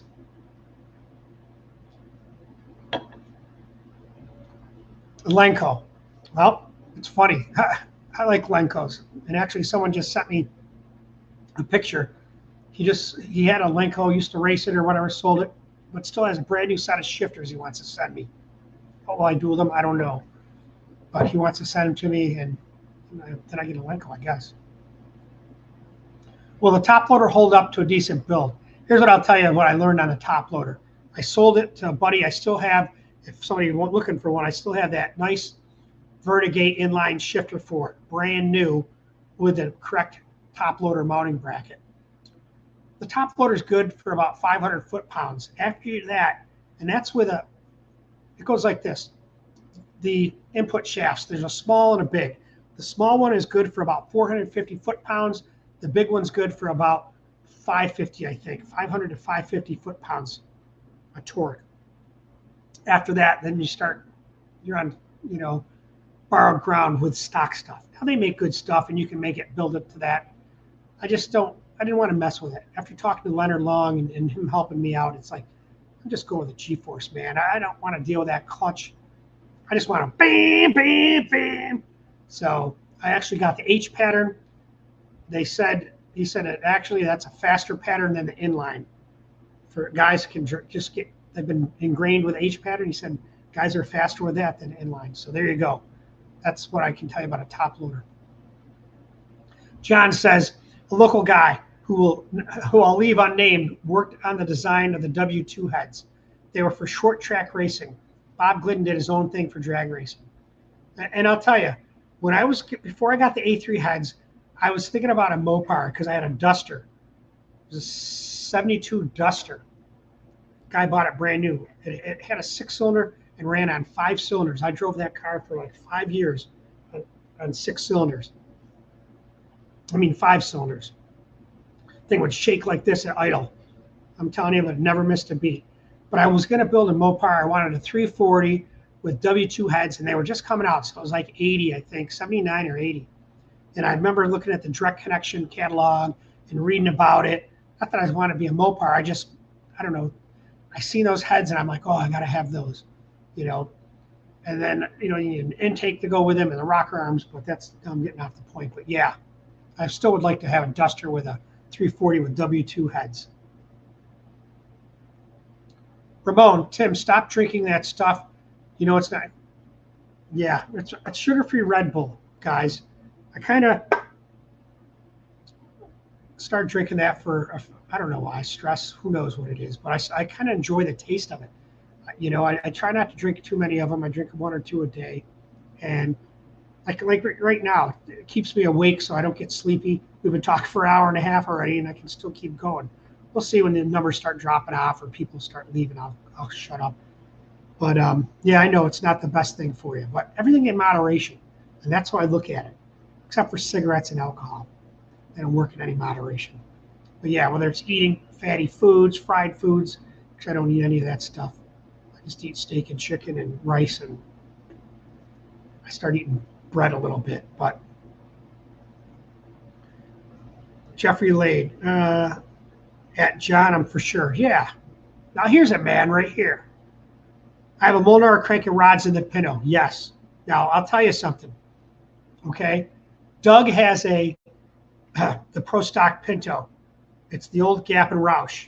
So it'd be great. You know what? I'll tell you this. How about this? I don't want to get a ton of people in there. There's only 39 people, and I doubt it's going to be more than 1 or 2 of you that do it. But here's what I'm going to tell you.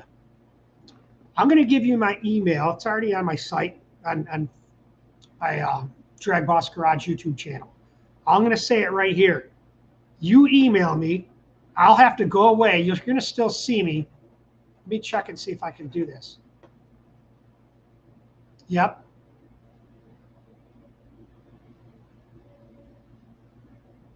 So what I'll do is I'm going to give you that email. It's thpa351@gmail.com. You email me, and I'll email you a code, and you come on here with me, and we'll do the live chat right now. So not everybody. I mean, whatever. Whoever does it, if we get a couple people on there, we'll do it and see what happens. Doug Schmidt, get on there. You could tell your story about the Pinto. So it's thpa351@gmail.com. I don't think anybody's ever done this before. Maybe this will be a fun thing to do. You know what I mean? So yeah, so Doug Schmidt has that Pinto, and I'm telling you, man, that is bad. I think he's running like 860s or something. And if I'm not mistaken, it's a high-ported Cleveland, ton of Ram and 2 4s. You know, I can't remember if I made a video on that. I think I did. There's a Wolverine chassis one. Dr. Ron Burgess's car. Can't think of that guy's name either.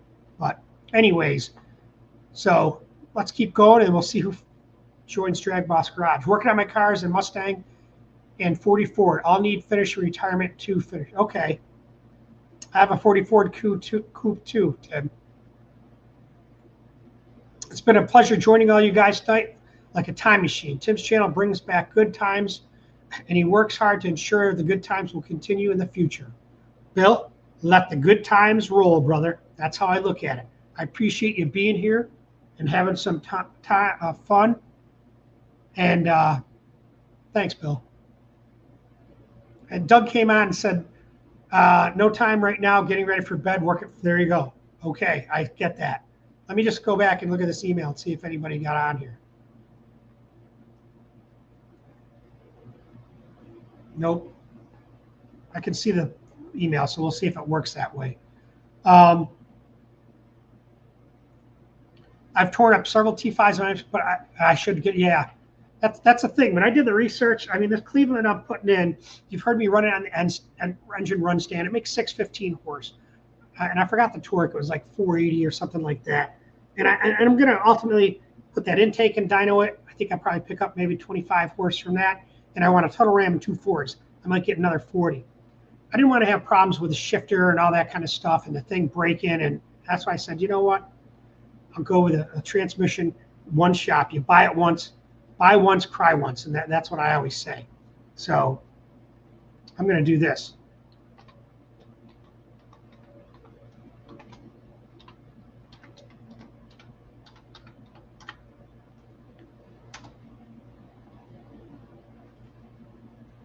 There it is. So there's my thing. If you copy it and paste it, and I see up here while we're talking, join me. Yeah. Stop drinking Coke. I drink no soda, none. I might go out and get one, and I drink a couple sips, but I don't drink any Coke, any sugared sodas. They actually cause weight gain. Won't get into that. And I don't drink any of the diet stuff. It's just not good for you. So yeah, good point. You guys might think about that too. Which Pinto? He owns the Gap and Roush Pinto. I can't think of which one it is. I can see it, and I don't have a picture of it right now. But if you go on Facebook and look up Doug Schmidt, him and his father restore pro stock cars. Let me tell you, damn good work, man. A lot of good work. You know, they did Ron Burgess's Pinto. They're doing the BID Fairmont right now. He has one. Great work. Look him up.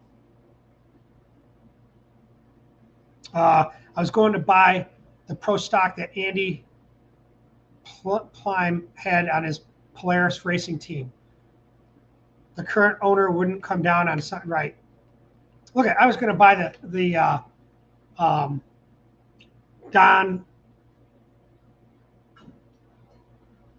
Don Nicholson Fairmont.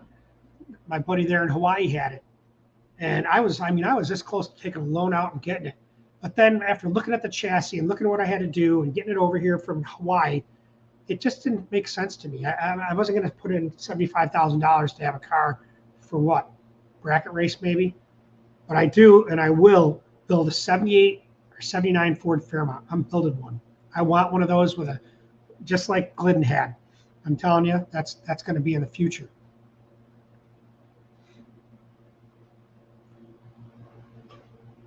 It was a 70 drag pack coupe. Okay, nice. There it is. Get on. Who's got the whatever you call it to get on here? Probably nobody will. That's okay. Gap and Roush. Okay. Yep. How much horsepower can the C4 hold? Stock and with a Reed case. I didn't even know Reed made a C4 case, first of all. Second of all, I think the C4 probably has its limits of, I don't know, to tell you the truth. But I've seen cars with C4s that make an 800 horsepower, a little more than that, and can hold up. You know, I made 769 with it, and it's holding up okay. Will it hold up to 850 when I build that new motor? I don't know. Probably not. I don't know what else to do to it to make it stronger. I mean, the transmission came out of my 77 T-Bird I drove for like 5 years, you know? So I don't know how much stronger you can make it. And then it comes down to aftermarket case and all that, and power glide versus I'll probably turn into a stick car. I don't know. But let me put this up. So Doug Schmidt said, we're planning on taking the Fairmont out Saturday for the first time with a new combo. Boys, I'll try to get some. Doug, give me some exclusive video for me. Send it to me through Messenger so I can copy it. I'll put it on my channel. Be nice to see some just rough idea, maybe a quick interview of it. Idling, And then maybe some, if I doubt you're going to the track with it, but at least driving it and starting it. So whatever, hook me up with it. That'd be very nice. Thank you. Fairmont is a bucket list car. Yeah, it's a bucket list for me too. You know, I got the Cougar that I got what's evolving. The Mustang's getting close. Once that's done, comes a 40 Ford Coupe. Then I have to figure out whether I'm going to sell that thing or keep going with it. And you know, Mike Weeks said he could help me out with it when he gets time. Bring it down there and just he can. I mean, he's built a 36 Ford that was a rusty old car in a field for his wife for their anniversary, and it came out mid. So that's always nice to see. And Doug Smith said, "Yeah, we'll do. Tell your dad I said hi. Thank you. Appreciate it." And what's this guy say? Sean S. Sean's transmission in Michigan for the baddest C4. Is that you, Sean S? Because if it is, why don't you give us some information? You know, I build all my own transmissions. Before I went to school, I worked in a transmission shop for a few years. And that's why I was going to night school, doing all my math that I didn't take in high school, doing math courses for non-credit and lunch hour at the transmission shop. So I did a lot of R&R. I started building a lot of transmissions. I did a lot of, that was when the Turbo 350 was hot, Turbo 400, C4, C6, 727, and 724, I think it was. Those were the transmissions that I got used to. The first one that was coming out that was new was the 700 R4. And that was like, so that was what, 80? Jesus, man. Probably 87, somewhere around there. Because I remember the 700 R4 with Apple Core, the governor. It wouldn't shift, and people would come in, and you could do a whole tranny overhaul if you were that way, or just put in a new governor. But yeah, so if you're the man that builds these big transmissions, tell us. If not, give us information. Sean's, I'll write it down. Because I would like to have somebody that does transmissions. Joel's on Joy. George Wright told me he knows him. He said that he would get him on. And there's also another guy that George knows that did all the Copo Camaros, the Dodge Pack Challengers. He did all these cars and the Ford Mustangs. He did all these cars for the companies, the initial ones, the prototypes. And I'm going to put that down so I don't forget. But Sean's Racing, and what was it? Sean's Transmissions in Michigan. Now, my buddy, I won't say his name because it doesn't, I've said it before, but he builds transmissions in Michigan's too out of his yard. He took over all the stuff for JPT, Jim Piquette's transmissions. He does all the stuff that Jim had, has all the whatever patterns and stuff, and builds his own valve bodies. But he's so busy and he doesn't do a lot. But he might do one for me. Because like I said, I build my own, and I used, can't think of the guy's name in Texas for the parts. And I built it piece by piece. I bought it's a transmission out of my T-Bird that I built myself, and then my engine got faster. So then I bought some parts and it had an issue. Then I sent it to PA Performance and spent like $2,000 back in 2003 to have them make it one of their, modified, whatever it was, super transmissions. And I had a problem with it after a year or so. When I took it apart myself, and really it was nothing. There was nothing in it that was special. I had a manual. I still have their manual valve body that I run, and it had like 5 clutch forward and direct. Nothing fantastic. Only a couple little areas of roller. It was nothing. So I ended up hooking up with a guy from Texas who makes videos. I can't remember his name now either. And then we hooked up and we rollerized my transmission with what he had. And I've been running it since then. Yep, I had a Mopar 833 4-speed Dart during the years. Now, those were aluminum transmission. I don't know how durable they were. Stock cars, yeah, they were, because those cars weren't making the horsepower that they are today. Remember, what are those freaking cars making? Other than the stock stuff that they're racing now. Let's not get into that class. But those cars were 14-second cars, maybe 13s. Now, some will say, oh, the ZL1 was 11-second. Who knows? I don't know the exact numbers off the top of my head. But they were no running 9s and 10s. Some of them did, but for the most part, no. And those cars that were running that fast weren't running no 833. I've posted some videos from this season on my channel. Okay, I didn't even know you had a channel, Doug. Why didn't you tell me? So I'll go to that and try to do a link or something, or if you don't mind, I'll copy them and put them here or whatever, link them up. We'll figure it out. Tim, it doesn't get any better than this. Working on my intake in my living room and listening to DragBoss. There it is. I don't know what you're going to learn from me, Terry, right now. Me just kind of giving some talk about stuff.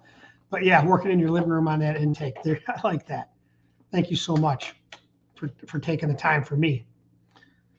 Reed, yeah, it's Speedmaster. I thought it was. I've heard so many bad things about Speedmaster, you know, that they steal everybody's, you know, technical information and make it their own. I mean, you've seen them steal lots of stuff. So I try not to support that kind of stuff. But, you know, that Chinese block back there, that's kind of a, well, Speedmaster makes one and sells one in Australia. You know, Arrow makes it. You know, is it a copy from, you know, Tim Meyer with his DragBoss? No, it's different. Is it a copy from Titus? No, it's different. Speaking of that, WJ asked me about the Titus block, and I've never really dealt much with Titus anymore. I mean, I just stuck with Tim because Tim gave me some work before and helped me out on a few things, so I kind of went with his product. But, you know, the bottom line is there ain't going to be no iron blocks for the Cleveland in the U.S. made. There ain't going to be. And there ain't going to be much aluminum. There's not a big call on marketing for it. According to what I've seen, Titus has an iron block, and you know, Mark, if you see this video, I'll put him down. I'll call you up. If you want to work out and supply a block for this build with me and Warren Johnson, maybe we'll do that. So I'll just put a note. Anyways, let's see what she says. Laura, have a good night, Tim. Been a pleasure listening to chat with you. Yeah, thank you, girl. I appreciate you being here. Thanks so much. I mean, can you believe we talked for 1 hour and 47, you know, with a steady 40-something people? So that's pretty good for DragBoss here. Jeff says he had 86 and a 68 Dodge Dart, 340, 833 4-speed, 8 3/4 rear street car. Yeah. Good power package there. Other than the 8 3/4, man, I think that's the Dana 60. No, that's not the Dana 60. It's different. Dana 60 is like so heavy. It's hard to believe that they used those back in the pro stock days. Oh, one of the things, if I need to, I don't see him on here, but Brett, XA GT Coupe from Australia. I got your pistons and your rings here, so I'm going to go and look them over, and because you wanted me to get some pictures of them, send it to you, and then he's going to send me a pickup for the parts, and then I send them to Australia. Kind of helps them out on the shipping, and they have a lot of taxes there. We'll just say that in Australia. So hopefully we can work something out. But yeah, I didn't forget, Brett. I sent you email, and I'm going to put that on my list.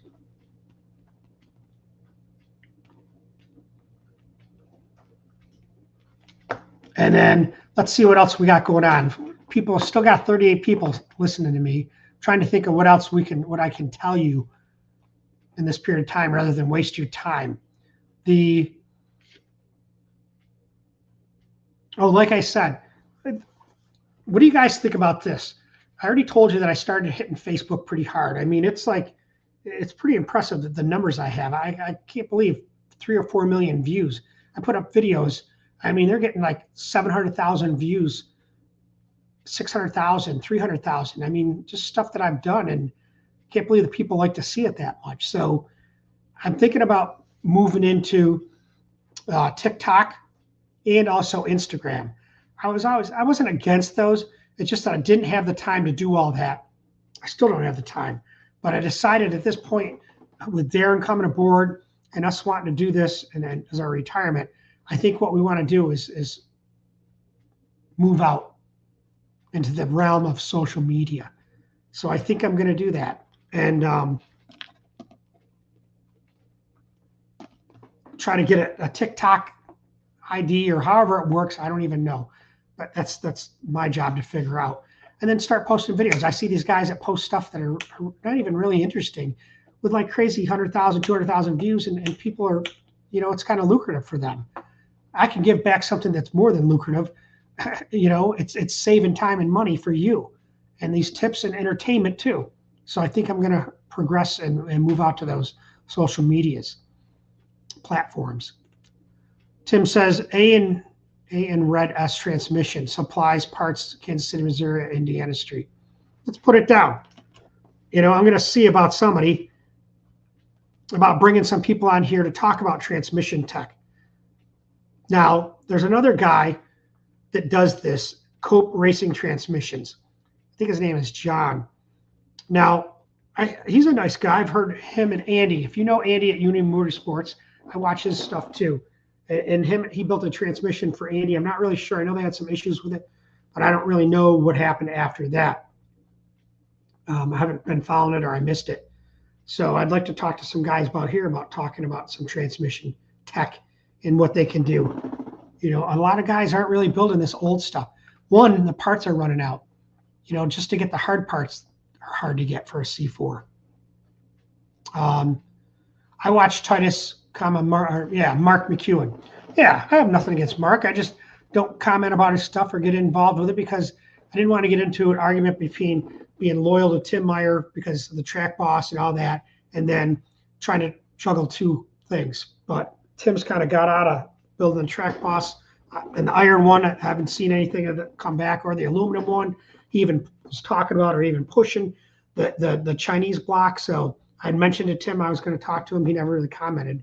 So, it's a free world, and I don't hold alliance to anybody like that.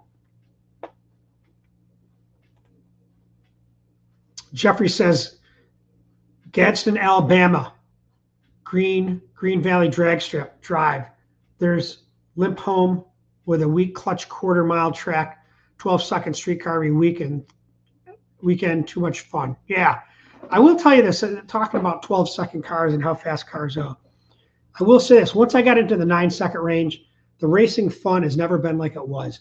I tell you, the best of my years of racing was from 98 to about 2009, 2010.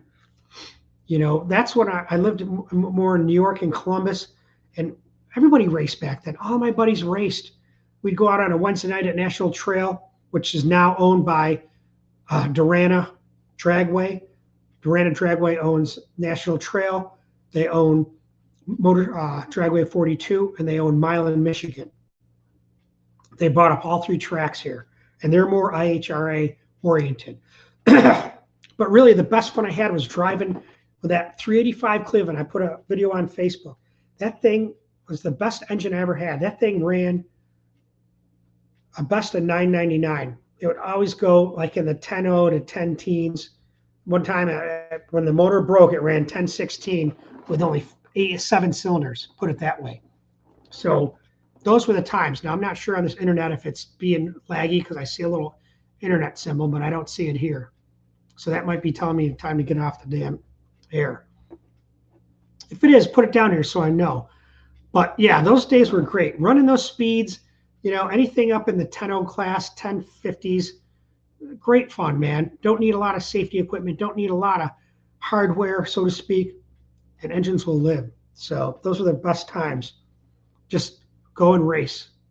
Never have to worry about anything. Let me see what else we were talking about. Yeah.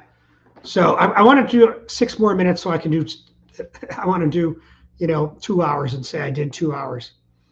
And there's Bill again. Enjoy this chat amongst friends. Thank you. Senior snooze time now. Good night. Good night, Bill. Good night, John Boy. Good night, Mary Ellen. I don't watch TV, by the way, but I do have the old programs that I remember from back in the day. But like I said, Bill's from Connecticut. He has Mustangs and more. It's a shop like that deals only in with high dollar Mustang rebuilds, Boss 302s and Boss 429s. He's got one in the shop right now. Now, I will tell you, the one we were talking the other day, and one of the things he told me, the Boss 429 is always looked at as being a dog. And it was. Street 1430s, 1420s, maybe, dog. He said the problem was if you knew how to build them and what to do, they were nightmare or night and day difference. He said if you took off the exhaust manifolds and bolted on a set of headers and a set of good exhaust, 2.5 inch, 75 horsepower right off the bat. He said he's done it a million times. He said that's one of the first modifications he'll do with someone that has a Boss 429 that wants a little bit more horsepower. You do that, now you get the right cam in that. Remember, these were NASCAR engines. All they cared about is homologation. All they wanted was that number 500, and then they could be done with that year. So they didn't care about street manners. They didn't care about how much power they made. They only wanted to put it in a car and say, see, it's in a car. So they weren't built to an optimal aspect. And that's the Boss 429 story right there. He's actually got one in and actually has some video of it. And I might make a short or something out of it. It's him driving it and driving it in the street. And I mean, just driving it, shifting into second, the thing's getting second gear rubber. And it sounds nice. And all they did is put headers on that thing. Jeff says most definitely. So yeah, I think he's talking about what we said. The most fun that you have is when you're racing in that time of, 10:0 to 13:0. I'd say that's the best time. Now you can hear my voice is getting tired. So any last questions? We got 4 minutes. Any last questions? Oh, wait. Don Dotterer. Let's see what he said here. Oh, I wish I would have seen that, Don. I'll send it to you, and I'll just see. I'll just see if it works. I never did it, so let me just try it. And if it works, Don, great. We'll talk for a minute. I've never met you, and I'll do it.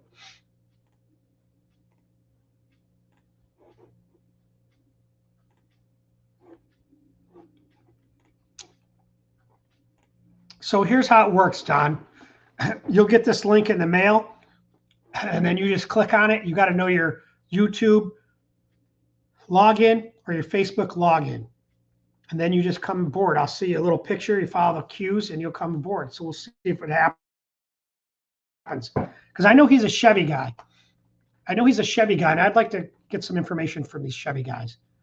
Hello, Tim and everyone. Good to see you. So we'll see if Don shows up. And because what I did, Perry, is I gave him my email address. It's on here. And I said, listen, I'll send you a link. And if you go on there, you'll be able to log in here and you can be on a live chat with me. Although at 2 hours, I don't think many people want to hear us talk. But if it's something Chevy, I would like to talk Chevy. Hang on, let me just check my email.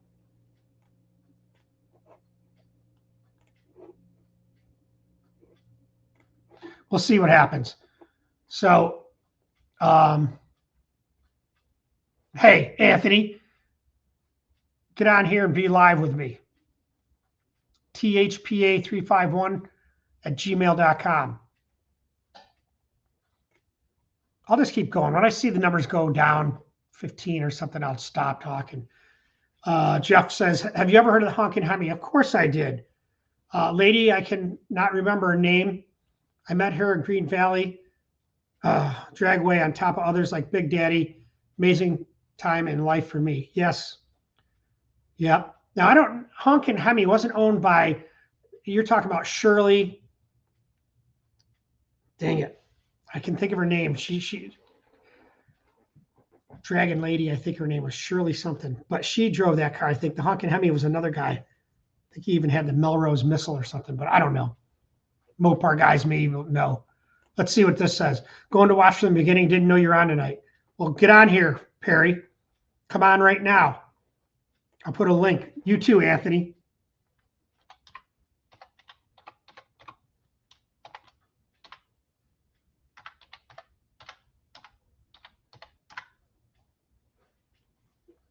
Hey, it may work. Next time, if I plan on doing this, I'll put it in the announcement and then we'll see how it works out.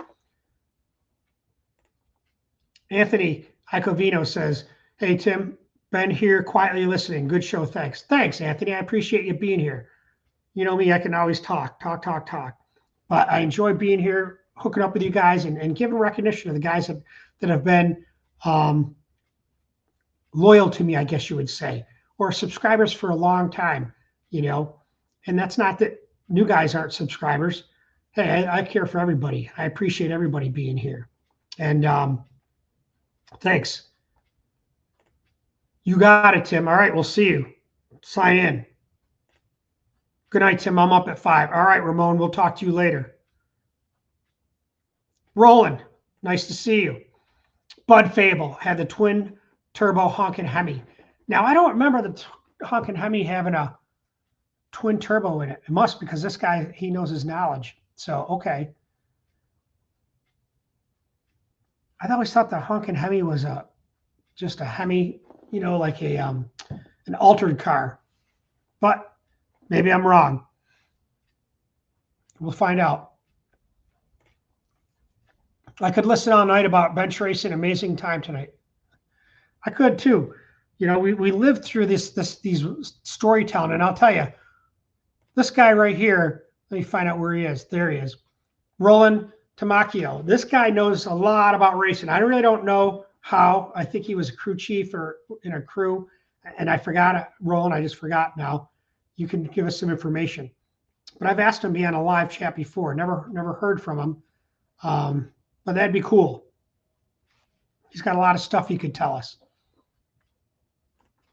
Tim says, hi, Bill. Building a 70 mile, he must build Bill Ferretti.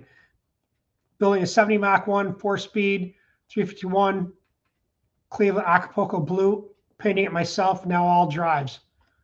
Nice. I kind of like that Acapulco Blue. Bill had a Boss 429 with that same color. No, I'm wrong. It was Grabber Blue.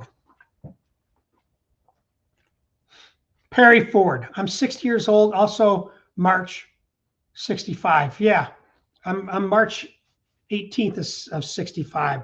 So I'll be 61 in another few months. No, okay, Shirley Mondoni. No, I'm thinking of Shirley something O'Han, the Dragon Lady. Can't think of her name now. But anyways, no, it wasn't Shirley Muldowney. Bud was a famous vet when he hooked up with Mopar. By the way, I was Grumpy's machinist. Bingo, Roland. So God bless America. Why don't you get up here and get on with me on live and let's talk about Grumpy's machine work. Because I'm telling you, I tell these people before that guys like you ain't going to live forever, man. Guys are dying off, and we need to get that history. So that's part of this channel. Yeah, Shirley Shanahan. That's it. Let me just put that up, Roland. Yeah, Dragon Lady. She was a big racer for Mopar. But yeah, Grump's Machinist, guys. Look at this. So yeah, I put a link on there. If you have, thing is, you got to have a webcam and know your logins to get on here. But we'll think about it. Maybe you'll want to do it with me. Or we can plan it better. Shirley, there it is. Just helping out a friend. Had to hang in with you guys to make 2 hours. 2 minutes, 2 hours and 3 minutes, Bill. You can sign off if you, I know you got a lot going on. And I'll probably will too. If I don't see people decreasing and nobody signs up for here, then I won't be doing this forever because you guys don't want to listen to me yammer. Yeah, I like this. I really miss Orange County International Raceway days here in California. Yeah, you know, OCIR, man, that was the place, dude. I'm telling you, people love to go there for, you know, the spring meets back in the pro stock days, you know, get the early race, you know, before what, Pomona, I think it was. So all the tracks are closing up. It killed me when I saw like that close. And then the other one was Englishtown. I mean, that broke my heart when I seen them go ahead and tear that place down, man, with the history that has. So yeah. Thank you, Perry. At Roland, nice meeting you here tonight. Yeah, Jeff. Yeah, no doubt about that. You know what, Roland? I was just going to put this on my Facebook story somewhere along the line, but I got a picture of Grumpy mowing the lawn. I think it's at his shop, so that's pretty funny.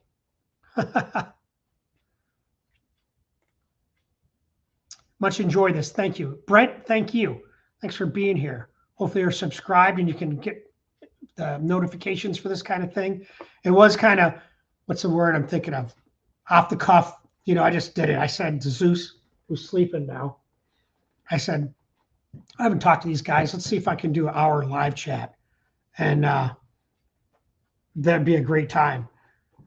And Zeus says, all right, let's go. Give me a couple treats and I'll be happy. So that's what we did. I made up a little itinerary so in case we get some time that's dead time, I can keep going. Plus, I want to keep you with updates. You know, like I said, I might do this every, who knows, I'm just going to do it. And then maybe get on a schedule where you guys can come in and ask questions. Not that I'm a big question or answer guru, you know, but Cleveland stuff I know, and I can answer some questions on racing. And I just like to shoot the breeze. So, yeah, Perry says March 23rd. Yeah, March 18th. No, you were Bill Grumpy the Machinist for real? I have a pic of Grumpy autograph. Yeah, he was. Look at this. This is what he says. I want to come up to your place. When? Why don't you email me? I put my email in here twice, Roland. And then send me your phone number or get me on Facebook. I'll give you my phone number. Hell yeah, come on up. And we can do the live chat right here. You can sit in this chair right here. And we'll talk about Grumpy. We'll talk about your history. We'll talk about his small blocks, you know, and whatever you know. The other guy that just said something, I was talking about my cal tracks and my adjustment and how I do stuff. And he said, he goes, this man knows, you know, no wonder he wins. And it was Ed, what the hell is his name now? You'll remember it. He did the chassis stuff for Grumpy. Then he left and went out on his own. But he'll post on stuff. You write his stuff on there too. It's funny how I must be getting tired because I'm forgetting people's names that would come to me normally like that. So when are you coming up, Roland? Put it in here in the comments. It's nice to meet everyone here involved in racing, especially Pro Stock. I have autographed photo of Bill and Jungle Pam. Yeah, she's still alive. You know, I enjoyed Jungle Jim, man. That guy was a definite racer, man. R.I.P. Jungle. Terry Grover. If Grumpy was mowing his lawn, you know he was mumbling to himself the whole time he was doing it. He probably was. Oh, I got to get this done. I shouldn't be mowing my lawn. I got to get the complex and carburetors figured out. Those cylinder heads need some work. You know, where the hell is Roland? I told him to be here. He's not here today. Yeah. But like Ed says, I can't think of his name, but Ed told me or told everybody, and he said how bad it was working with him. It wasn't bad. It was work. It's like Warren Johnson. You go in and you're going to work 12-hour days, 6-7 days a week, and that's what you did to win. And that's what you did to race back then. And some guys still do it. Yeah, right on. Oh, yeah, I don't forget about his cigars. That's for sure. And he smoked them, though. I think he did light his cigars, unlike Dick Landy, Danny Dick, who didn't. And in fact, R.I.P. Mike Landy. Dick's brother died just the other day.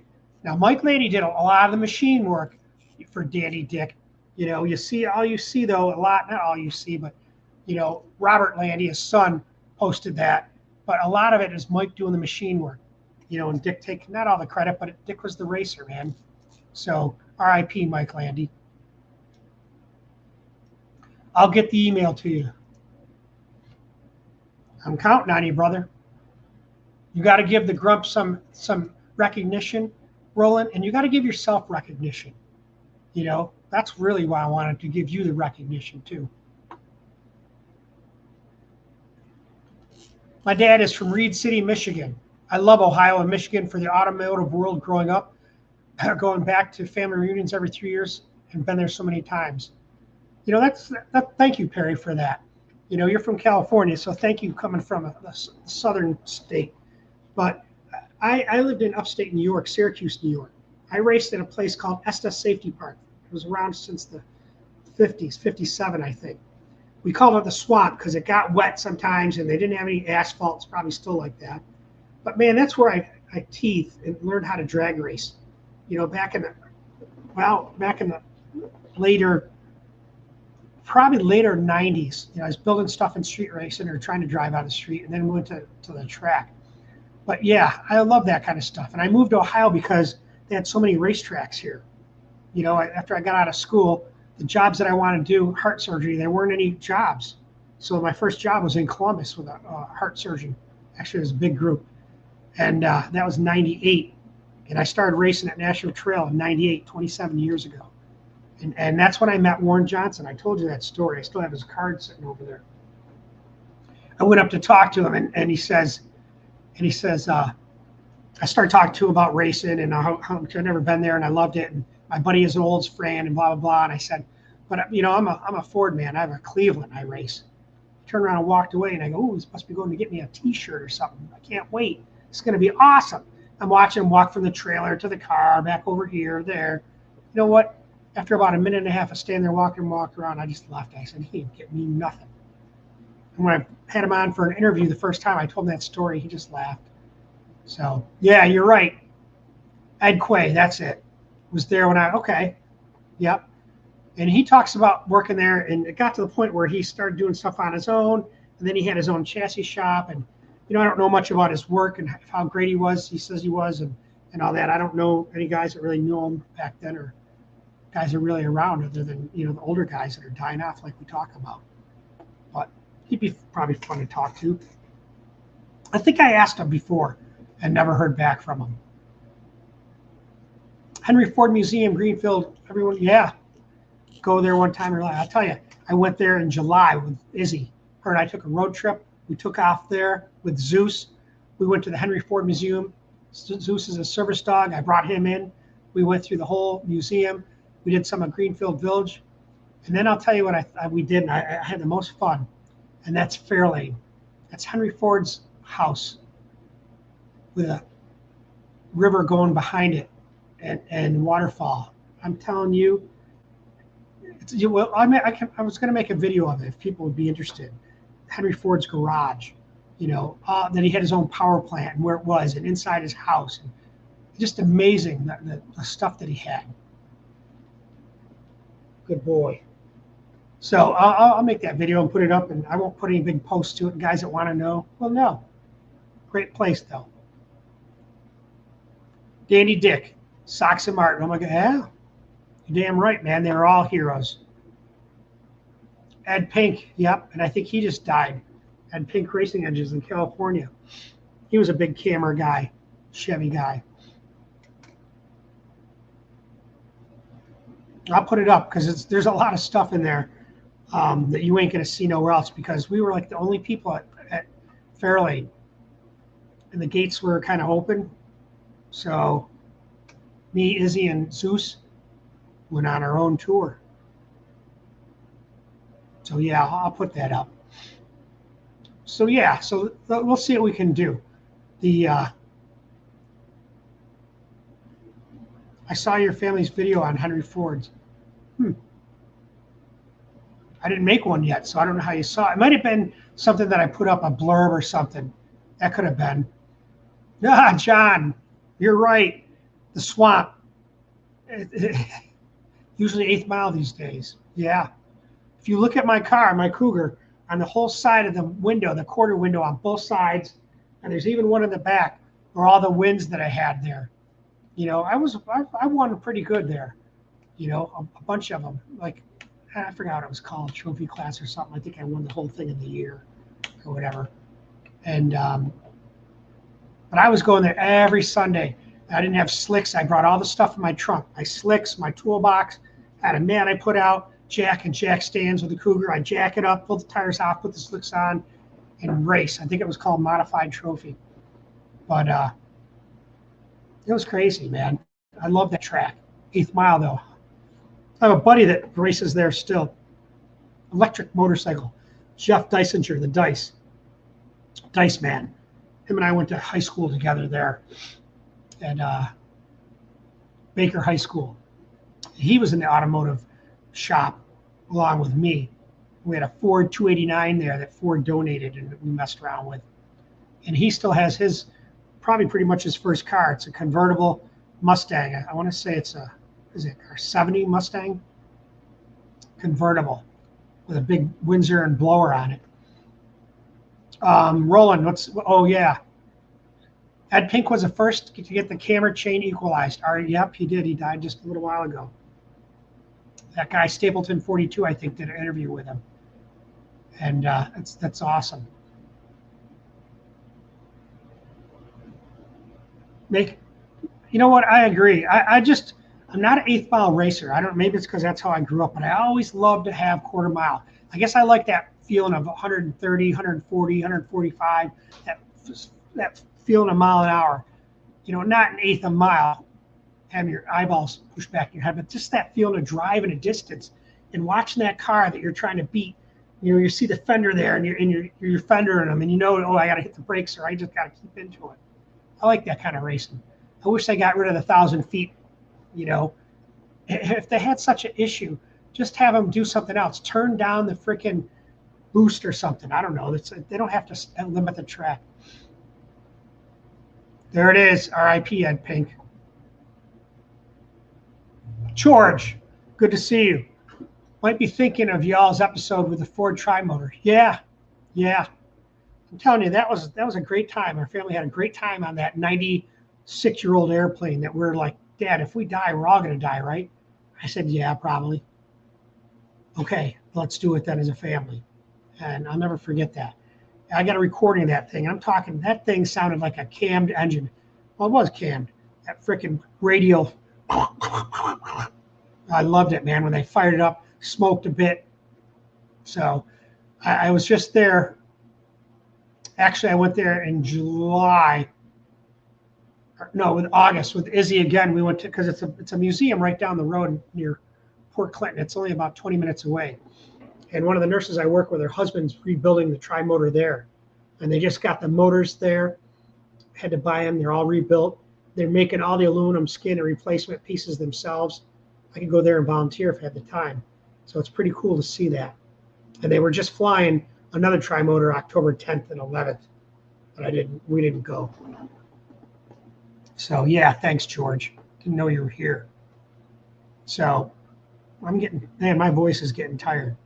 But I still can't believe 35 of you guys, when we had up to like 40 something, are still here. Listen to me babble. So I'm trying to think of what I got to get tomorrow. I have this list of stuff to call, so I'm going to get that taken care of. Let me see what he says here. You could be first to go through some Gurney Westlake heads, preferably with Darren. 289 Ford Legend heads. Yeah, Dan Gurney Westlake heads. I could be the first, huh? I don't know how that would be, but I know Jay Cushman owns a bunch of them. I want to say he bought them out. He bought out, I think he had a bunch of sets, and including the intakes and the injector stacks, everything. And it had a couple, I think he had one to three motors that were all ready to go. But that would be kind of cool to see, to have on the channel and to go through or whatever, because they are history. That's Ford racing history right there. You know, Dan Gurney, he did the Gurney Cougar, 1967. That's my favorite year Cougar. I'd love to have one of them black with a 289 and a 4-speed, just for a driver. And those things with those Westlake heads, they're ungodly, man. I think they were making like 400 horsepower or something. Now, how do you know about them, Roland, and what do you have involved with them? That's right. I was thinking not Henry Ford, but no worries. But that's what it was. It was the Ford Tri-Motor. Hundred of engine articles saved in 3-ring binders over the years from super stock racing. Yeah, tell you. Listen, Jeff, I have in my basement.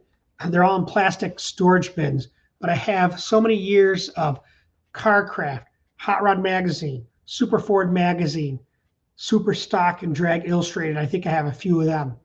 It's like I always said to myself, when I retire and I get old, what am I going to do? Cut them out and put them into 3-ring binders and organize them into, like, you know, Chevy 350 builds, or, you know, transmission builds, or cylinder heads, you know, stuff like that. But, you know, I don't know what I'll do with them. Somebody, I'll tell you, they've sent me a lot of pictures so far, and I can't think of his name because I'm tired. But he has a whole collection of this stuff he wants to send me if I just pay the shipping. And I said, well, I'm not sure what I'm going to do with them. So we've talked about it. And he sent me pictures of Bob Glidden. I put him in some videos.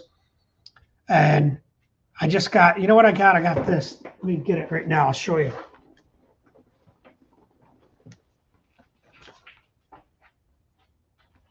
Here we go.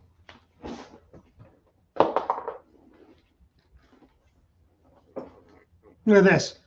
This is original from 1977.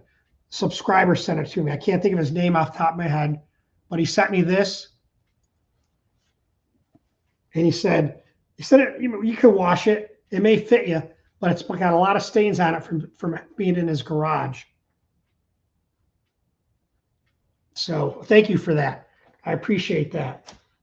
And I do thank you guys when you send me stuff. I do get a lot of things in the mail, you know, from stickers to, I mean, engine parts, and it's amazing, you know.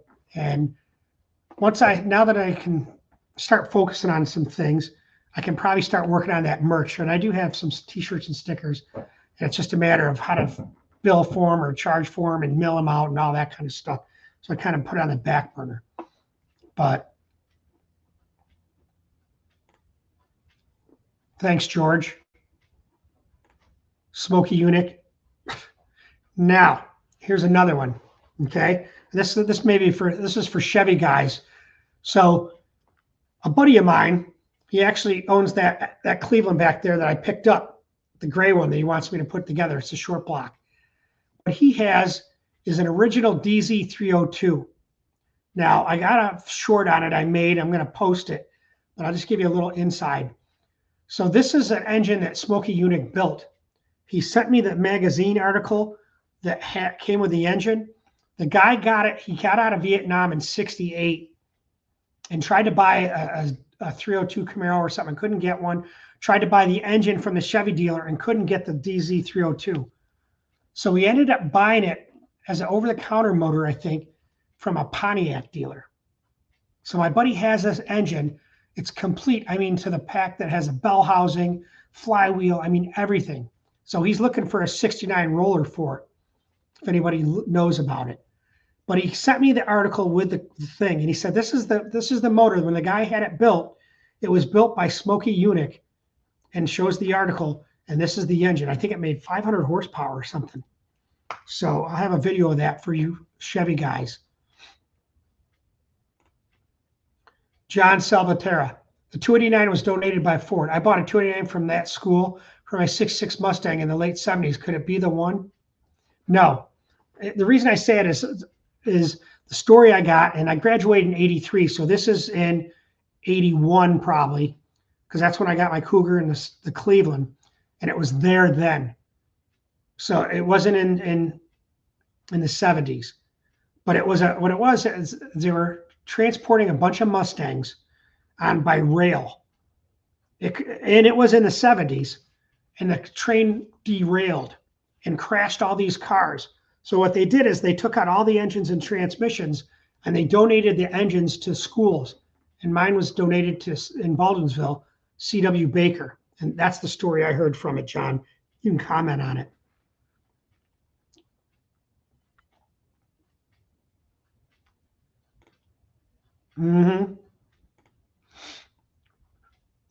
One, Le Mans twice, not factory cars, 289. Had a short talk with Jenkins about them in '71. Henry Harry Westlake. Yes, he was from England, and he's the one that developed, along with Dan Gurney, these Gurney Westlake heads, or at least Gurney marketed them or got them over through Ford. So what you're saying is Henry Harry Westlake won Le Mans twice with a 289 with these heads. Maybe that's what you're talking about. See, this is what we need to talk about on the live chat. So yeah, that's awesome. Right, Dino Don Nichols from that shirt sitting there. I have all those Super Ford magazines from issue 1 till the end, mailed to me back in the day, and many other drag racing mags from them. You know what I've always wanted to, and I think I have a couple. I have to look. I always wanted the ones from the A3 heads when they came out in like '83. Look back and see if you got them, Perry, and then email them to me or something. But anyways, yeah, that was a 327 block with a 283 crank.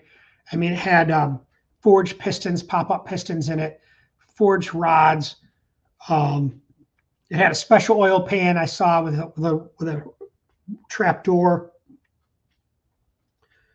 4-barrel carburetor. He's even got the carb for it. And then it had this weird bell housing and flywheel for it. But that's Chevy history.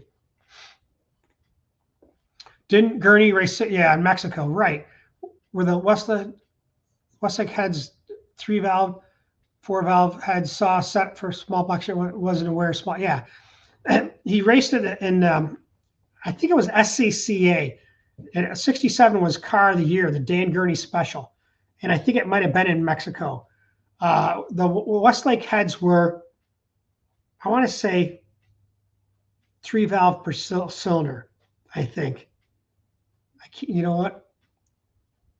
Roland, tell me, because I don't have the time to look it up, and I think they're 3-valve per cylinder in my head from thinking about it. Set for a Chevy, possibly. Wasn't aware of Ford's. Yeah, Ford had them for a while. They sold them over the counter. So we'll see if somebody pipes up. We still have 36 people here, guys. I hate to drop out of this at 2 hours and 26 minutes. Now I got to go to 2.5 hours. But let me see. Perry says, yeah, take a peek for me. So remember, they came out in '83, and they have the succession. I made the videos of the Motorsport aluminum heads, you know, the C3 or A3, B3, C3, and so on. So I have a lot of old Motorsport catalogs that have those heads because I collected those. I don't know why, but I always like that kind of stuff. Yes, that's what I heard. Bought it from a teacher. Can't remember the name. God, I can see the guy's head too. Gray hair combed back like this. What the hell was his name? Great guy. I mean, it was like, you know, in that auto shop class, maybe you guys did it. You know, there were guys that were there to just do it because they wanted to hang out. And other guys were into it, man. They were building stuff. And I remember that kind of stuff. And that's when I was there. And so that was my second. So I was 82 and 3 because I had my Cougar only for a year. And I was trying to learn. I was learning engines then. I mean, I knew about them, but nothing like how to rebuild them and stuff. And that's kind of where I got the basis. I can still see that guy's face in my brain. But yeah, it could be, John. But I was there in '81 and it was there. They may have had other ones. That's possible. But yeah, that's the same story. And it was on a run stand. And then we used to do stuff to it. I think it was, you know what? I want to say it was solid lifter because we learned how to adjust valves on that. But we'd fire it up and rev it up, and it was great. Is there an engine builder, Kazi, I think, that is making boss heads for 351 block, Windsor, Cleveland? The only guy making a boss type head for those is the guy, Greg Brown, and he makes the hammerhead Hemi, which will bolt on a Cleveland or a Windsor. Now that's what you might be thinking of, you know. Now, the Boss 302 heads will go on, obviously, but that's old stuff, and there's nobody that's doing that I know of other than Greg Brown's hammerhead Hemi. And if you watch Andy from Unity Motorsports Garage, that's what his Boss 429 is. It's a Windsor-based small block with those 429 heads. Pseudo Boss or fake Boss. I can't remember the name of it now. Yeah, thanks, Per, if you look for that A3 stuff. Westlake didn't own the 289 cars. Two-valve pushrod, two-valve pushrod. I think Ferrari got the 427s outlawed. I swear to God, they weren't two-valve. They were, let me just, while we're talking, I'm going to look it up. This is stuff you guys got to do while I'm talking, so I'm not taking it away from you. Famous unit 4G Tour, blah, blah, blah, blah, blah, blah. 9-degree heads. Let's see if there's a picture. Yeah, okay, so you're right, Roland, two-valve.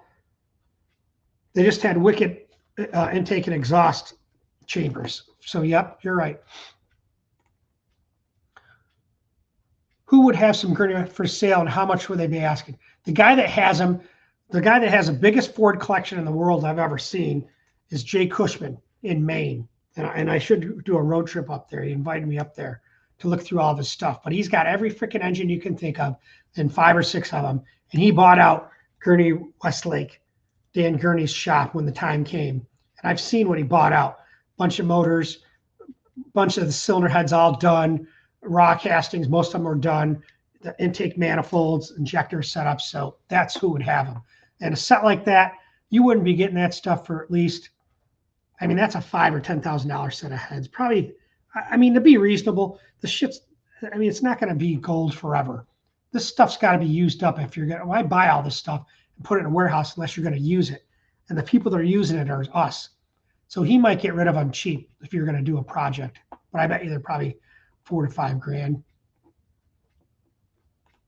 John says Westlake heads were two-valve over the counter. Yep. But they had that cool looking combustion chamber. Favored the intake. My friend built a Boss 302 short block and bought the Gurney Westlake heads from his shop here in '83. Yep. I remember they were a big deal back then in the 80s. A lot of guys wanting to have that.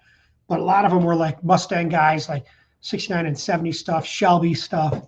You know, back then, you know, in the mid 70s, early 80s, you could buy a Boss 302 for like $5,000, you know, probably less, $429 for that.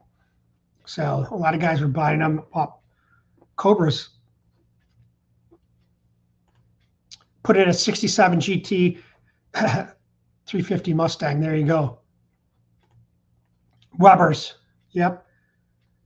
And it's just amazing that the talk that we're talking 2.5 hours on this stuff. I appreciate it. I'm always learning, asking questions about engine. Never stop asking questions and never stop learning. And the most important thing out of all of this, never stop thinking or walking. Andy from Unity calls it mixed up boss. That's it. Thanks, Terry. I couldn't remember. Run around Willow Springs back in the day. Oh, yeah, that would be a blast, man. I've never raced in a circle track type environment. I grew up in like Syracuse, New York. And what's big around that area are super modifieds, all fuel injected big block Chevys that are on the side of the car. I lived in Oswego and used to go to Oswego Speedway every Saturday at 7 p.m. We'd actually get there at 5:30 so we could eat and then hang around. But there were some great drivers back then. Jim Champagne, old number, I think it was 8-ball Champagne. That guy was one of the big winners, man. And those things were big block injected Chevys, and they were just monsters. And the methanol that you could smell around the track was amazing. It sometimes water your eyes. But I've always wanted to know what it's like to drive a circle track. And in upstate New York, dirt track is big. I mean, they had Brewerton Speedway, they had Weedsport, they had Fulton. Like within a mile radius, they had 3 or 4 tracks, man. It was dirt track was the way to go. It still may be that way. John may chime in. Gurney and Westlake also built V12 for Formula One. I forgot the valve layout. Yep. You know, Gurney was a man of mystery and a man of ingenuity. That guy was intelligent. No doubt about that, man. And it's pretty cool to have this history. Hi, mate. It's good to see you, Bushy Racing. It's good to see you on our channel. I appreciate you. Jeff, nice to see you. wait till you hear this. So Jeff's, these guys are part of the membership. I appreciate you being here. But on the channel right now, Jeff's a big Chevy fan. Him and I have become friends.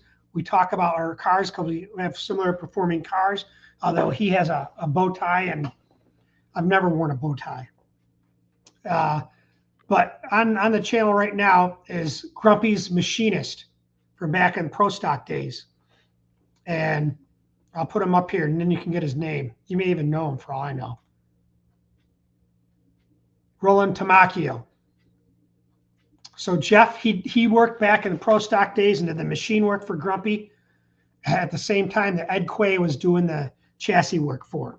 So we've been talking here for like 2 hours and 35 minutes. I never thought I'd be talking that long, but the numbers keep growing. It's like I was just going to quit a minute ago. But anyways, listen in, you know. I was just telling him about a DZ302 that I got a video I made and that Roland wants to come. He wants to come here to DBG and we're going to do a live chat together. So that'll be a great Ford versus Chevy thing. I'd like that. It'd be fun to talk about those. Gurney did have work on the 3-valve heads going on. Push rods, only saw that in a magazine, but no. Right, and that's why I said it was a 3-valve head, because I remember seeing it, so it must have been in a magazine. So, yep, that's it.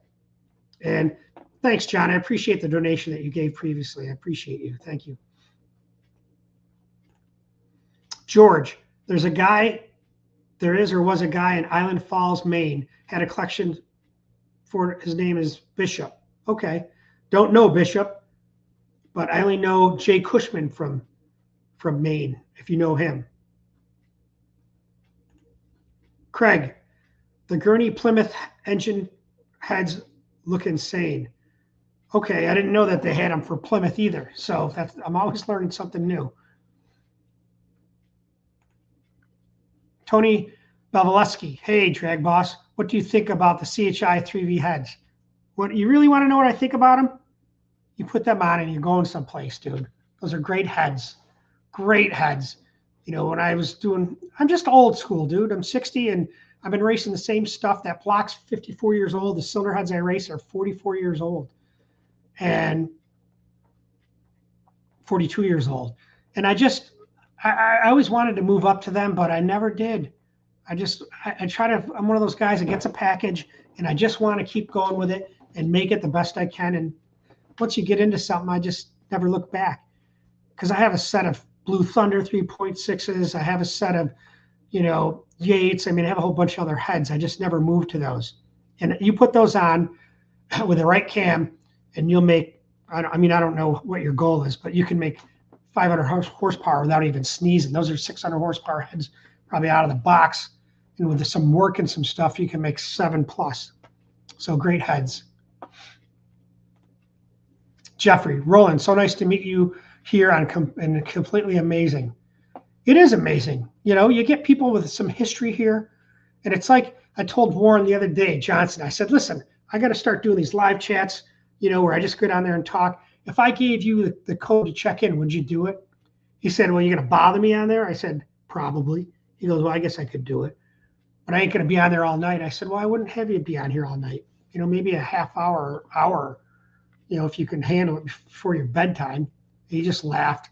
So it'd be fun. Like Pat Musey, the same thing. Have him come on, you know, not spend an hour. Who knows?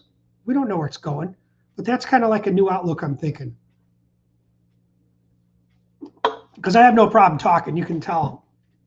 I don't sit there and go, what am I going to talk about today? You know, I'm not like that. I'm not a guy that goes, I'm not a I'm not a Mr. I don't sit there and say that bothers me. If you don't know something, don't say anything. Who says you got to talk every second? Well, you do if you're the host and you're on air. Yeah, I know, Jeff. It is cool when you have that for sure. And I think that'll be a good idea. That'd be a new thing. You can see I got like a little epiphany here, so I don't want to dwell on that, but let's keep going. Nolan Swift. Yes, I do remember Nolan Swift. God dang it, man. He won the Classic at Oswego. 150 laps, I think the classic was. Normally they were 75, if I can remember, or 50 feature. But then they had the classics. I mean, that place would be so. Harry Crusoe owned it. My dad knew him personally. So my brother worked at the Speedway restaurant. So I used to get tickets there and go there on Saturdays with my buddies. You know, that's kind of got me into racing. So that was 75. And that's kind of when I got into Glidden and the pro stock stuff. Because if I was lucky on Wide World Sports, because we only had 3, 5, and 9, and sometimes 24 if the weather was right, I would see Bob Glidden or this pro stock racing, man, and Warren John, these guys, and it was like they were my heroes. I love that stuff because they look like cars. They weren't a rail, you know, they weren't a funny car. I could relate to it. So yeah, I remember Nolan Swift. I'm still trying to remember some of the guys because they used to have a calendar that had all those guys. And but I never knew he had a 302 Ford with Westlake heads. Never knew it. Thanks, John. Trying to think of some other numbers. Champagne, Jim Champagne. Jeff, history is amazing when it comes to racing. If you can get them on, I'll be here. Yeah, I think other people will too. I mean, it's a unique thing because some of these guys are planned and everything's planned, and you go and it's supposed to work like this. And I even like that too. But sometimes I just like to just jump on and do it and see who comes on or see what I can do without really doing a ton of planning. You know, without, I don't know. That's when a lot of ideas and things come to fruition.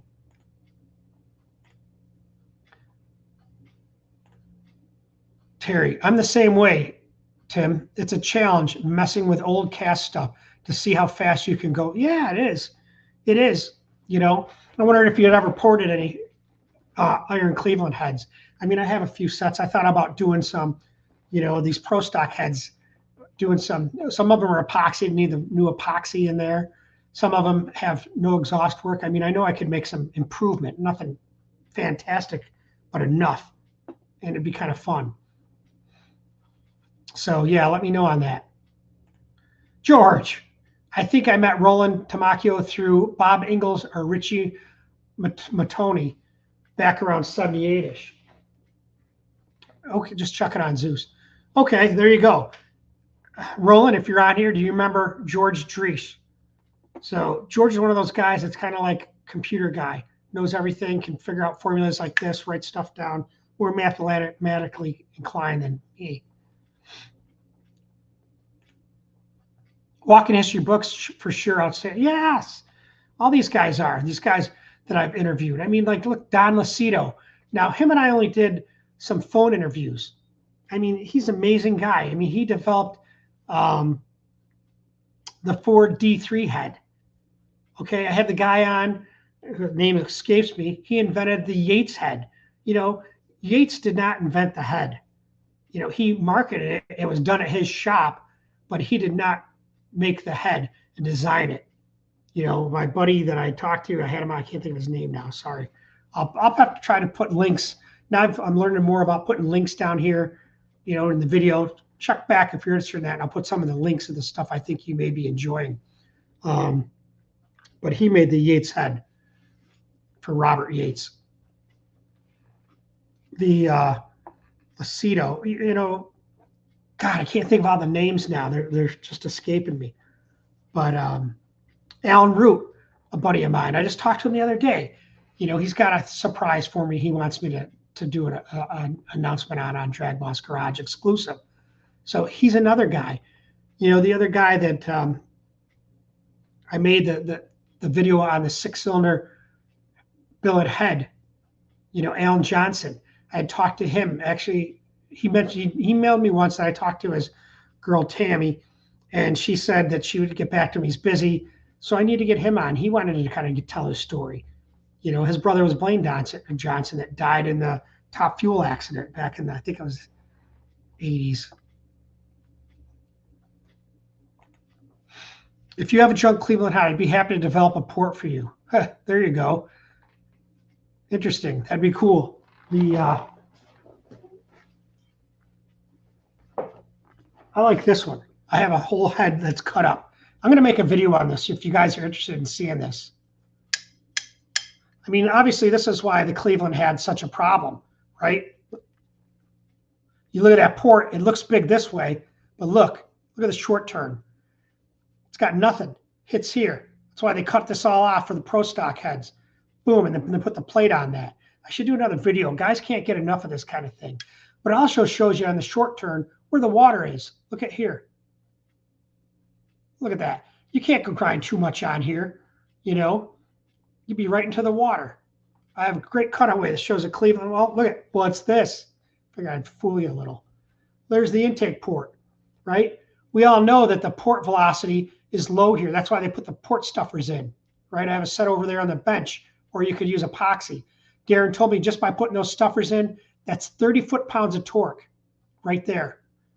You know, look at that.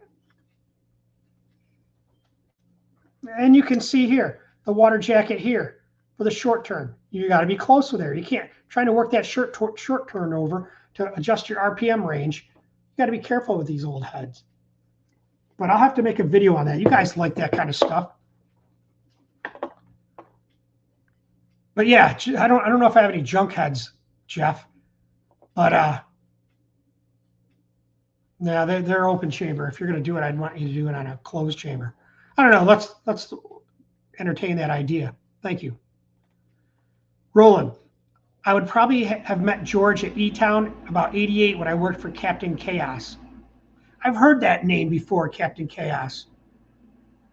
Give us some information on that, Roland, about him. R.I.P. E-Town. I think that was one of my favorite strips. Just the way it was set up, man. The way how intimidating it looked to me.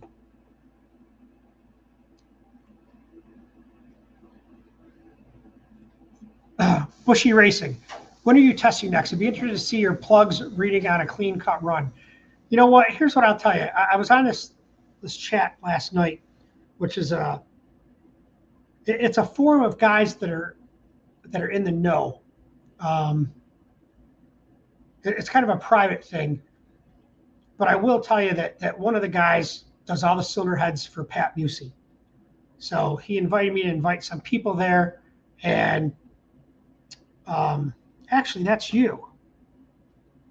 That's you. That's who it is. And you were talking about the plugs. I didn't know that you had a channel, Bushy Racing. But yeah, Mark, that's who this is. But anyways, yeah, I would too. But you know, I'll tell you the truth, Mark. Here's where it is.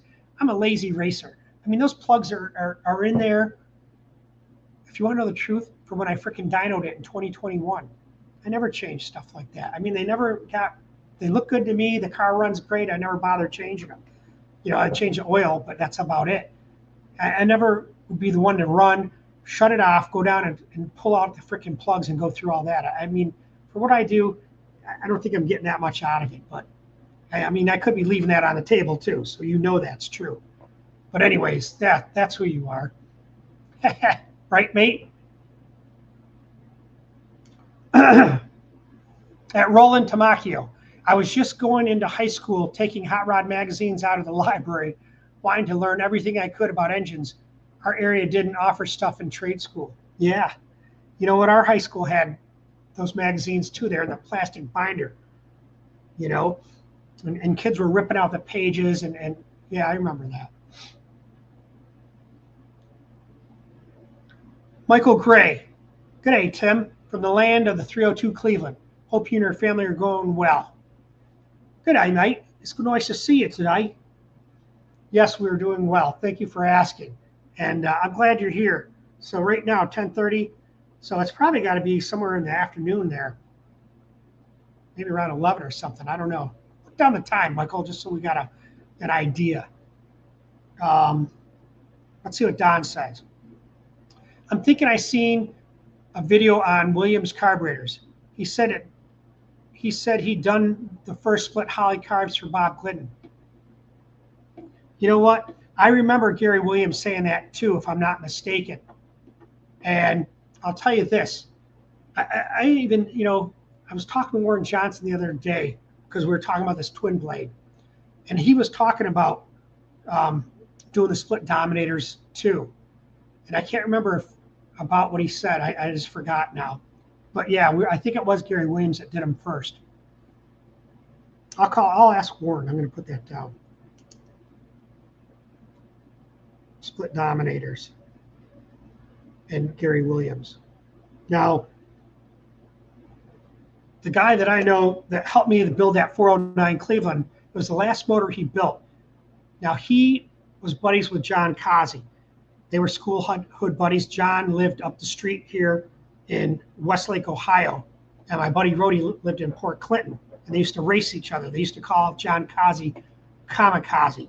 He had a green 65 Comet, and they used to race. And my buddy had a 68 Z28 with the original 302 in it. So that's why I think that Cleveland, that 409 Cleveland, is so special to me, because he put his magic in it. That was the last engine he built, and that's a long story. You know, it's sad. I diagnosed him with heart disease, hooked him up with a cardiologist to get a cath. He needed bypass. He had bypass and had a major stroke post-op day one.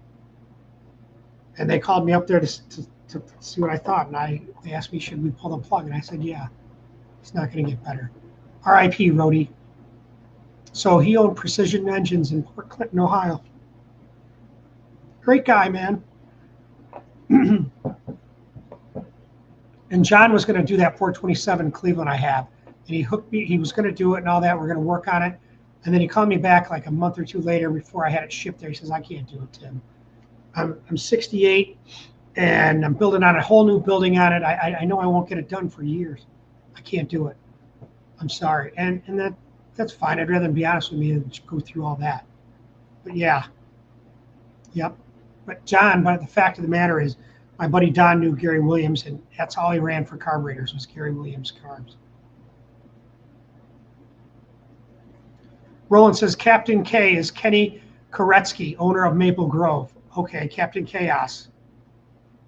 Okay, there it is, Maple Grove, which is still operating. I have a couple buddies that go there and race. Joe Grippo, 70 Mustang, good little wheel standard. So that's cool. Thanks, Roland. I knew I could count on you. 79 IT 175, baby. He says, I always wondered how much better the Cleveland heads would have been if they would have had the design around the shock tower. Okay. Right. I mean, that's why these ports are like that, to fit the shock towers.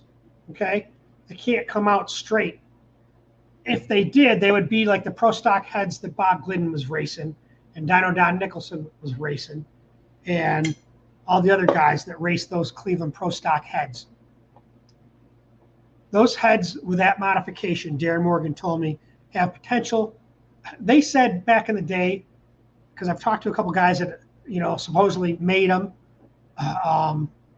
One guy, Arlen Fadlin, who raced them, worked at Ford and machined them, along with another guy, I can't think of his name right now. Larry Puff was the first to race him in super stock.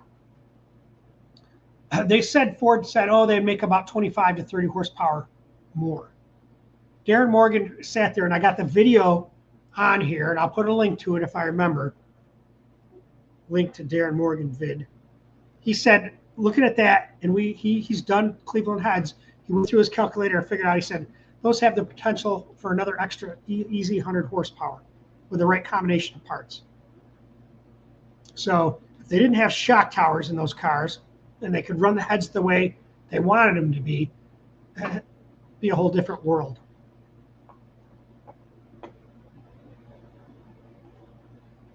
Mark, yeah, that's him.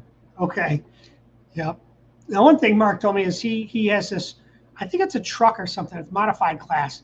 I forgot the whole setup on it. I've only gotten bits and pieces. But he races that thing. It's nasty as hell. But he says he changes spark plugs after every run. And which means that engine's on the cutting edge, I guess. But anyway, so he's from down under, and he's in this group.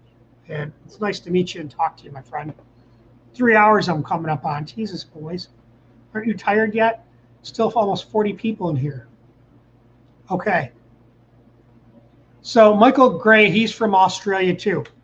And he said it's 1:34 p.m. No wonder you guys aren't tired. You can't see him, but Zeus has been sacked out there for the last couple hours. Don't forget to optimize your collector links. Yeah.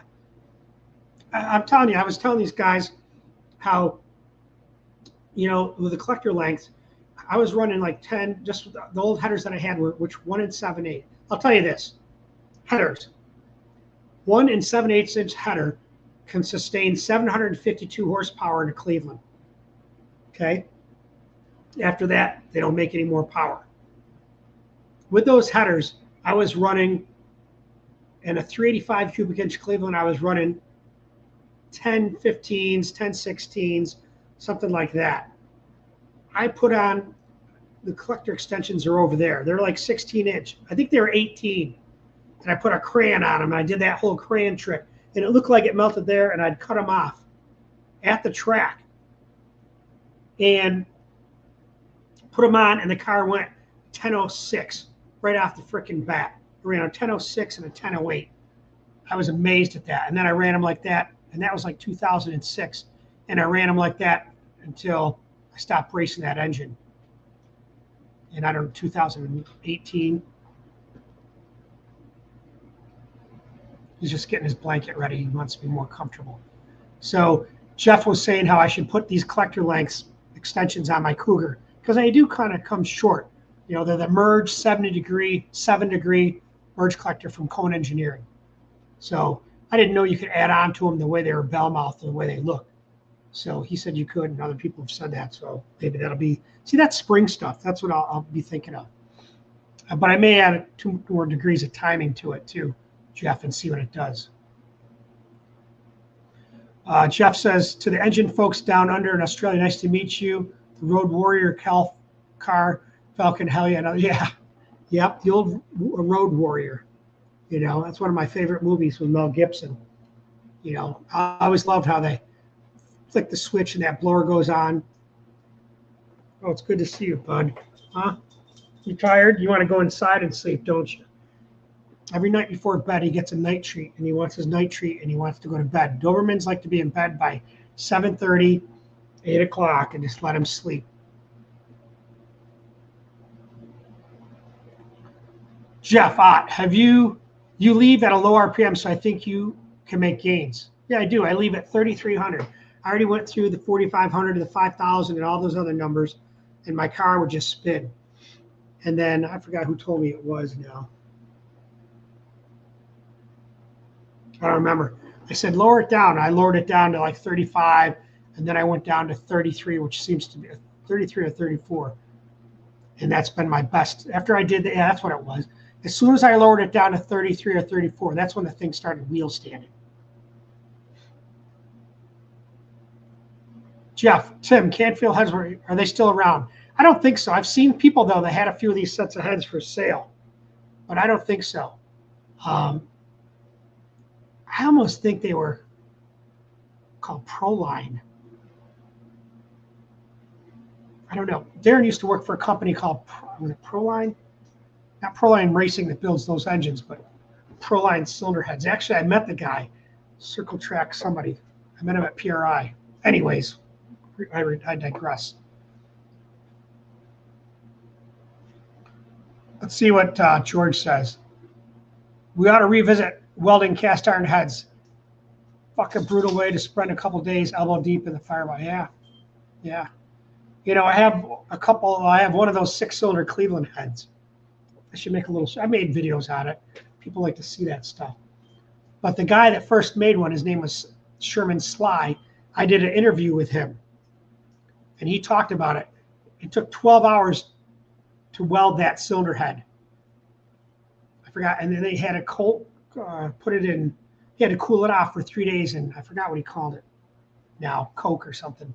But yeah, he talked about welding that cylinder head together. Really enjoyed this, Tim, and everyone. Thanks for Bench Racing Story. You're welcome. You're welcome, my friend. Time flies when you're hanging out, talking cars with buddies. Yeah, like 3 hours. Come on, dudes. Can you believe that? I mean, this is like a Darren Morgan and me live chat. My dog is barking at Zeus. Ah, that's good. He's getting bored. I can tell you he's ready to go in. He doesn't want to be out here. Huh. I know. I know. What? We're not going to play games. Yeah. Yeah, he's a good boy. He's the best dog ever, man. I'm telling you. So I don't know. I think I probably should shut off. 3 hours. I'm kind of tired. My voice is getting tired and my eyes are drying out. I think you guys are kind of tired too. But we got a lot of things, a lot of ideas. I'm writing down you, Roland Tamacchio, to make sure that I don't forget to look for your email. And I'll see what else we can find out and other things that I could get arranged here. You know, put on the comments, guys. Put on here. I'll finish it with this. Put on here. What's your thoughts on doing a live chat once a week with me? Can I keep you guys entertained enough with all the changes I got going on, and bringing in other people, like I said, and even versus, you know, a couple times a week for half hour, just to say hi and to kind of touch base with everybody. Write that down in the comments. Chevy 1. I have the chance to buy a Boss 302 sheet metal intake from California. If I get them, I'll send you some pics and video. Pretty bad. Yeah. Chevy 1, send them to me. I'm always interested in that kind of stuff and make a little video out of that. So my email is on this. My YouTube link, it's on this twice. So yeah, I would love to see that kind of stuff. Not sure why Chevy guy wants that though. Appreciate you. Tony Beveleski, thank you. Good night, buddy. Yes, appreciate it. Bruce, didn't see you on here, but you must have been listening. Great show. Love the live chat. Thank you, Bruce. Sounds like a great plan. Hey, it's a plan, and that's what you got to start with to make change. Because nothing changes if nothing changes. Take care, Tim and everyone. Take care. Thank you. Once a week. Hey, might be, man. It might be. If I can keep you guys entertained for 3 hours, I sure can do just an hour live chat. You know? That's what I'm thinking. So let's end this live stream. Be good, guys. I got to check all the messages and everything else and head for the hay. Appreciate you being here because you're always seeing and learning something new at DragBoss Garage. Because like I say, knowledge is power. Yeah, I will.